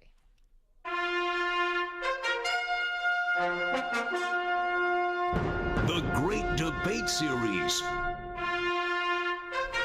Best Rivalries. Okay, today we are doing food and beverage as the category. Greatest rivalries of all time. Never done anything like this before, so let's get it going. For me, Perloff, the greatest food and beverage rivalry of all time is Coke versus Pepsi. And the reason why... both started late 1800s, early 1900s, but it wasn't until 1975 or around then, from what my research tells me, that Pepsi really started taking aim at Coke. So I like that there was pointed advertisements at each other, really directed at each other. Here's a Pepsi commercial from 1975. You're a whole new generation. 85. You're dancing through the day. You're grabbing for the magic on the run. You're a whole new generation. You're loving what they do. I put a Pepsi in the motion. That's your stuff to you. Hey, you're the Pepsi generation. Oh my goodness. So they brought in Michael Jackson and a very young Alfonso Ribeiro, Carlton from Fresh Prince. Much better dancer as a kid than when he grew up. And then I love this because here's the thing. Dr. Pepper is a totally different drink, okay? You can't get this sugary, syrupy, carbonated concoction unless you have a Pepsi or a Coke. Like, if you want to go Domino's or Pizza Hut, I can get pizza a million different places. I can only get this carbonated, sugary, syrupy Coke, this this product Yeah. from either Coke or Pepsi. I'm sorry, RC Cola. I'm not. Wait, counting I was about to say, what about RC? I'm sorry to every What? PTA meeting from going back in every school dance. I don't know why they cheaped out on the soda, which was already super cheap, but they did it at my school too. Well, I assume, but soda has been eaten into by other drinks, right? Snapple, Gatorade. Yeah. Well, my kids like soda, but they have all these other sugary drinks to choose from as well. Okay, that's a good one. Mine is similar. Okay, go ahead. But I went with Bud Light versus Miller Light. It's a little old school. So Bud Light, until their recent foray into politics, was the number one selling beer in the world. I think it's been number one for 40 years. Yeah, It is. That really is something. Yeah. But anyway, Miller Lite was number one in the country for a long time. It was all built on marketing. If you remember, have you ever seen videos of the Miller Lite ads where like Dick Buckus would run through a poster or something and all those superstars? So Miller Lite was the first light beer technically, but I did some research. It wasn't originally called Miller Lite. It was originally Gablinger's Diet Beer. I don't know why they didn't stick with that name. Hey, grab me a Gablinger's. Really rolls off the tongue, yeah. And Diet Beer, that sounds awful, but that's what it was. So Miller, who is the second biggest brewery in the world behind Anheuser-Busch, bought that and made it Miller Lite, which immediately they started this crazy aggressive ad campaign, and it shot to number one. And then couple things happened. This was all formed by advertisements. I think it was either What's Up or one of the ads, one of the pre-Super Bowl ads. Bud Light sales jumped up by 400%. I just saw this documentary the other day on it. But basically, because of What's Up, it went up 400%. It wasn't What's Up, actually. Dilly Dilly? It wasn't Dilly Dilly. The fact that I know this stuff is game, set, match Dilly already. Dilly was huge. Yeah. Miller Lite had these in the 70s and 80s. Then Bud Light came in with these crazy ads. And then they became number one, and they've never let go of the market till this year. Modelo took over as the number one beer in the country. Bud Light and Miller Lite still, though, combined are 41% of the beer sales are light beers. Anyway, they have this incredible rivalry, much like Coke and Pepsi, where it's all like they've been marketing against each other because they're basically the same product. I know. Which makes it for a great rivalry. It is. I mean, Coke still has a huge market share in terms of soda, but PepsiCo actually is a bit more profitable because, I was just reading about this on Forbes, because of the other things that PepsiCo has. Snack division and other products. Yes, PepsiCo's huge. You're shaking your head. Yeah, you guys are way off here. I mean, like Bud Light destroys Miller Lite. It's not a competition. It's like Yankees Mets, and you got Coke and Pepsi, which is even worse. It's Giants Jets right there. There's no rivalry there. It's too one-sided. The real rivalry, if you're going food and beverage, it's Burger King, McDonald's. McDonald's might be the king, but Burger King is so much better on every single level than McDonald's and every single thing that they pump out. So here's Burger King. Here's the thing. You got third-party candidate in Wendy's. There are a lot of Wendy's people out there, I think, that cut in to the Burger King Mickey D's debate. For years. Wendy's has been around forever. It's never been just Burger King and can McDonald's. You say that about Coors Light or whatever other kind of beer? Those are way later to the party, though. What? They were way late to the party, though. Forever, it was light beer and Bud Light. Sure. But I hear you. I mean, Wendy's is part of the conversation, sure, and there's a million other fast food restaurants, but it's the two kings, the King and McDonald's. Oh, they do kind of go after each other. I mean, Burger King more goes after Mickey D's, but Floyd Mayweather came out to a boxing match with who behind him a couple years ago? Yeah, the King from Burger King. I know, that was really cheesy. He wasn't coming out with a Bud Light mascot. Here, a couple others I considered: Dunkin' Donuts and Starbucks. I think that's a rivalry. One's a donut company, one's a coffee wars, but it's a coffee. Yeah, but it says Dunkin' Donuts in the name. It could be. Have you ever met Starbucks anyone? sells other things. Do they? Yeah. And also, who likes Dunkin' more than Starbucks? That's a little weird. I do. I do. Wow. Don't tell Jordan. That was weird. You guys like Dunkin' Donuts coffee better than Starbucks coffee? 100%. You know, it's kind of a tie for me. They both taste kind of bitter to me, but because I don't put milk and sugar in. Throw up the poll, Samter. Which tastes better, or which is better, Starbucks or Dunkin' Donuts? They don't tell our pal.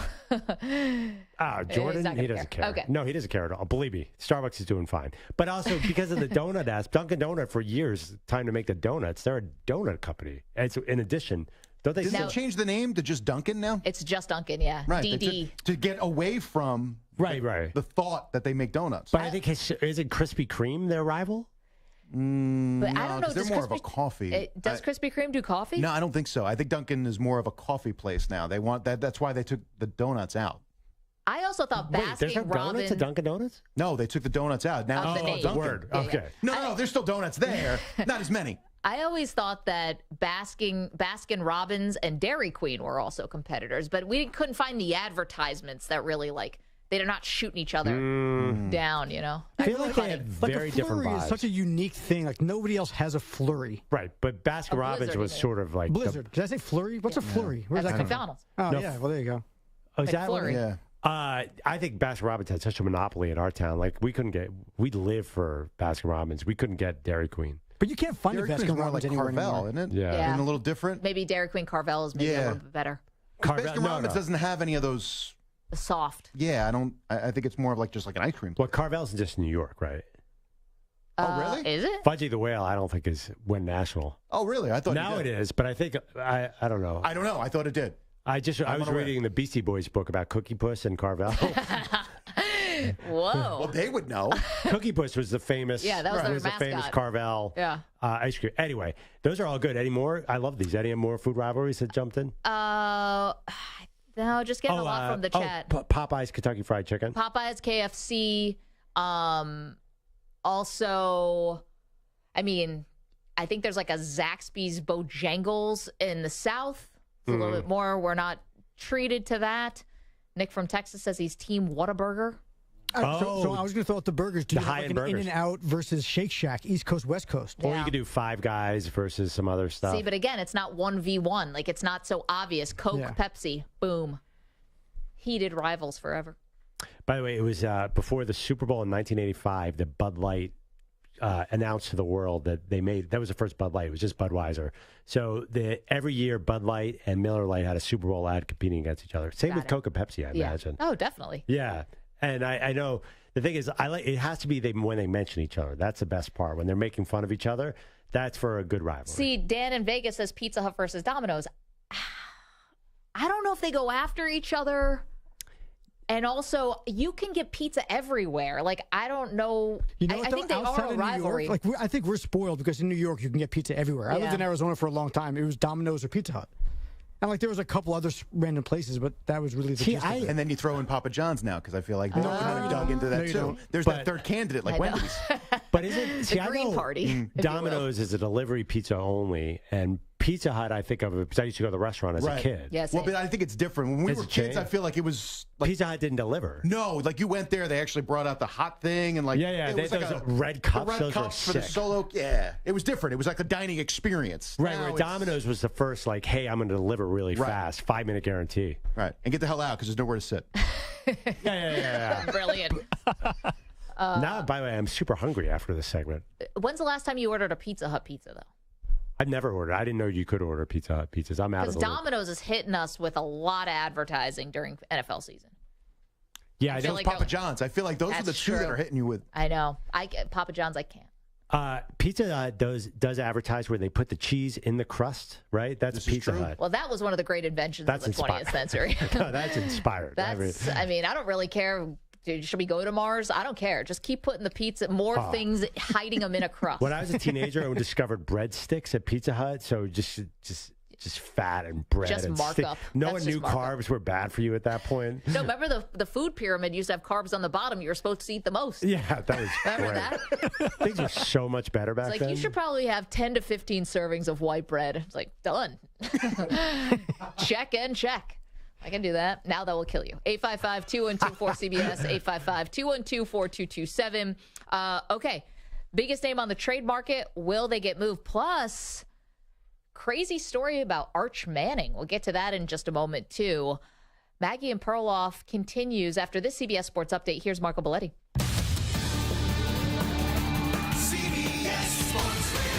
Sports Flash. All right, guys, the Jonathan Taylor situation is still there. Reportedly requesting that trade, unhappy with his contract. Reportedly reporting back pain during his pre-camp physical, which could lead to them putting him on the non-football injury list, which could result in him not getting paid. They also reportedly lost another running back in Zach Moss to a broken arm. He's expected to miss 6 weeks. As for the 4th overall pick in Anthony Richardson, head coach Shane Steichen gave a little update after he missed practice. He had a little procedure done on his nose just so he could breathe better. We had to get it done. And yesterday was the off day, so we got it done. And he should be back tomorrow, and if he's not, he'll be back the next day. It's nothing serious. Meanwhile, Broncos receiver Tim Patrick carted off the field with a team fears to be a torn Achilles. Baseball trade deadline rapidly approaching, 6 p.m. Eastern tomorrow. Mets fire sale began with David Robertson and Max Scherzer. Justin Verlander also rumored to be on the block. Obviously, I have a no-trade clause, so I have some ability to control my destiny. I'm just the type of person that likes to gather information. No idea who's interested, what's going on. And one move already made, the Rays reportedly acquiring Guardians pitcher Aaron Savali in exchange for a minor leaguer. I'm Marco Belletti. Looking for CBS Sports Radio online? Your favorite hosts and the best sports content and entertainment are available 24/7 on social media and YouTube, and in the palm of your hand with the free Odyssey app. CBS Sports Radio.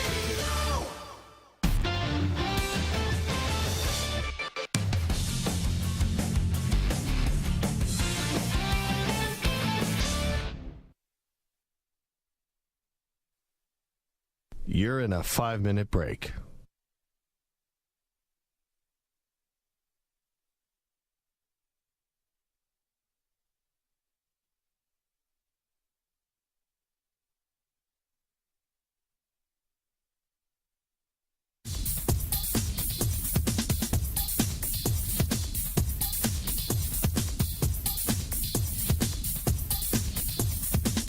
Four minutes, 30 seconds remaining.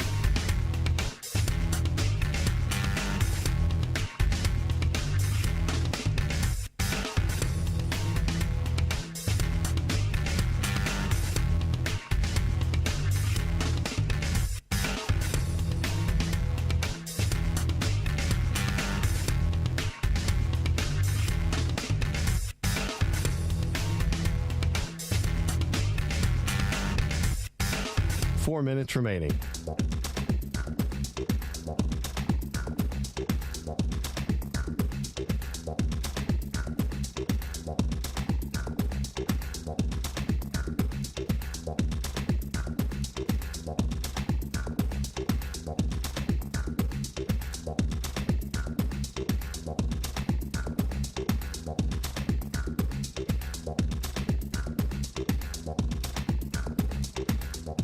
Three minutes, 30 seconds remaining.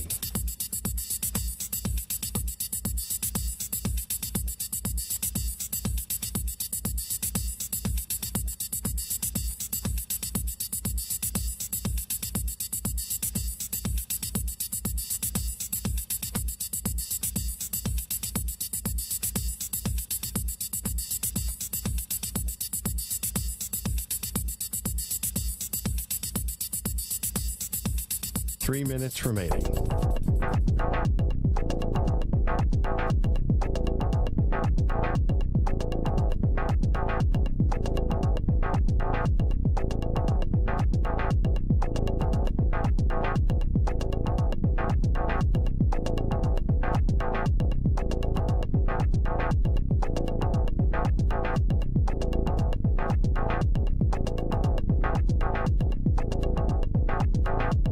Two minutes, 30 seconds remaining.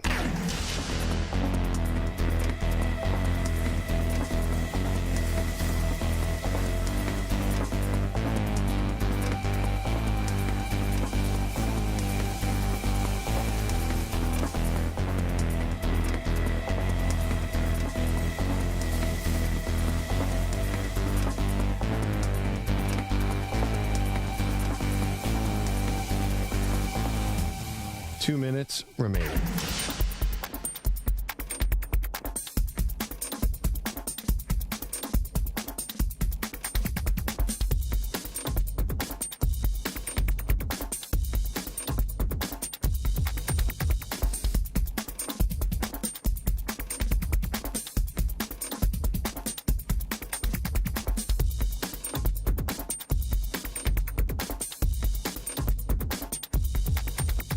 One minute, 30 seconds remaining.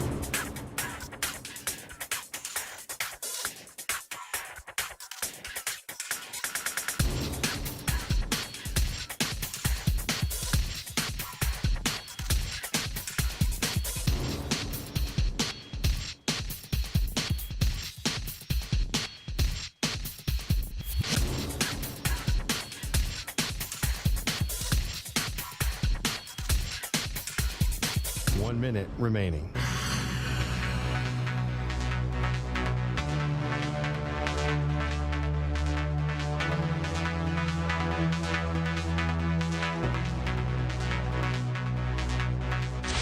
Five seconds remaining.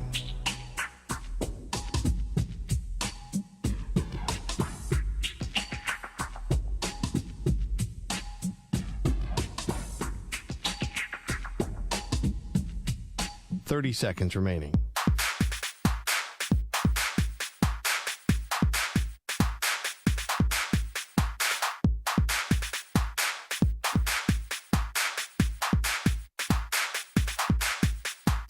Seconds.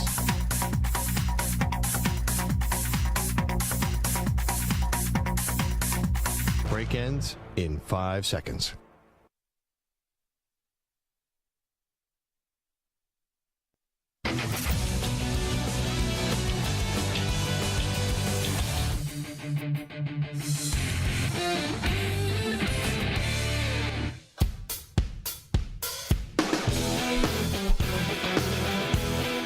Maggie and Perloff. Rivalry week here on the show.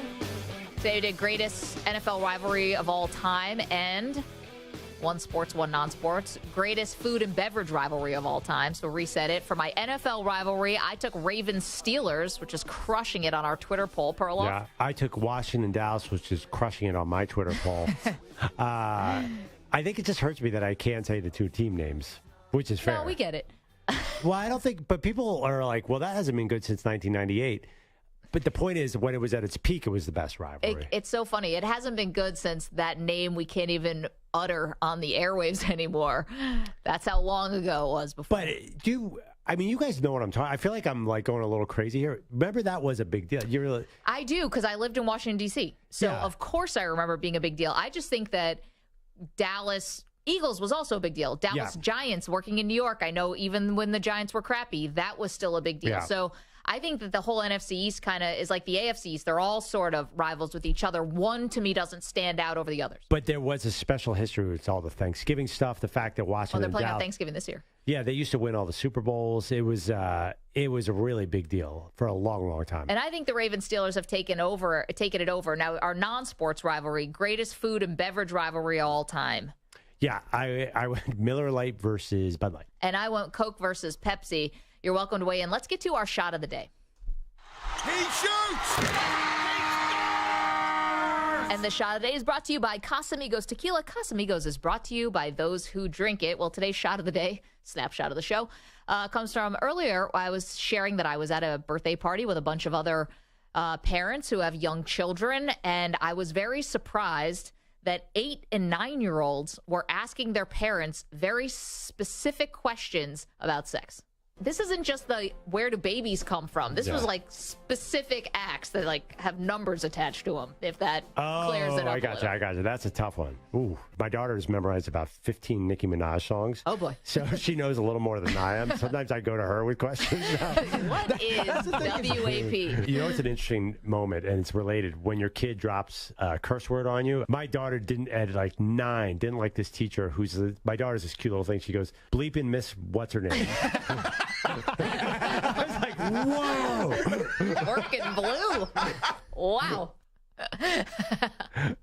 Amazing. Oh, you should have been there because Emma. Yeah, your daughters are so cute. You would have laughed so hard. She just said it like an old, bleeping Miss. I almost want to say that. Old man Leland. Yeah. Just, you know how it is with this Miss whatever.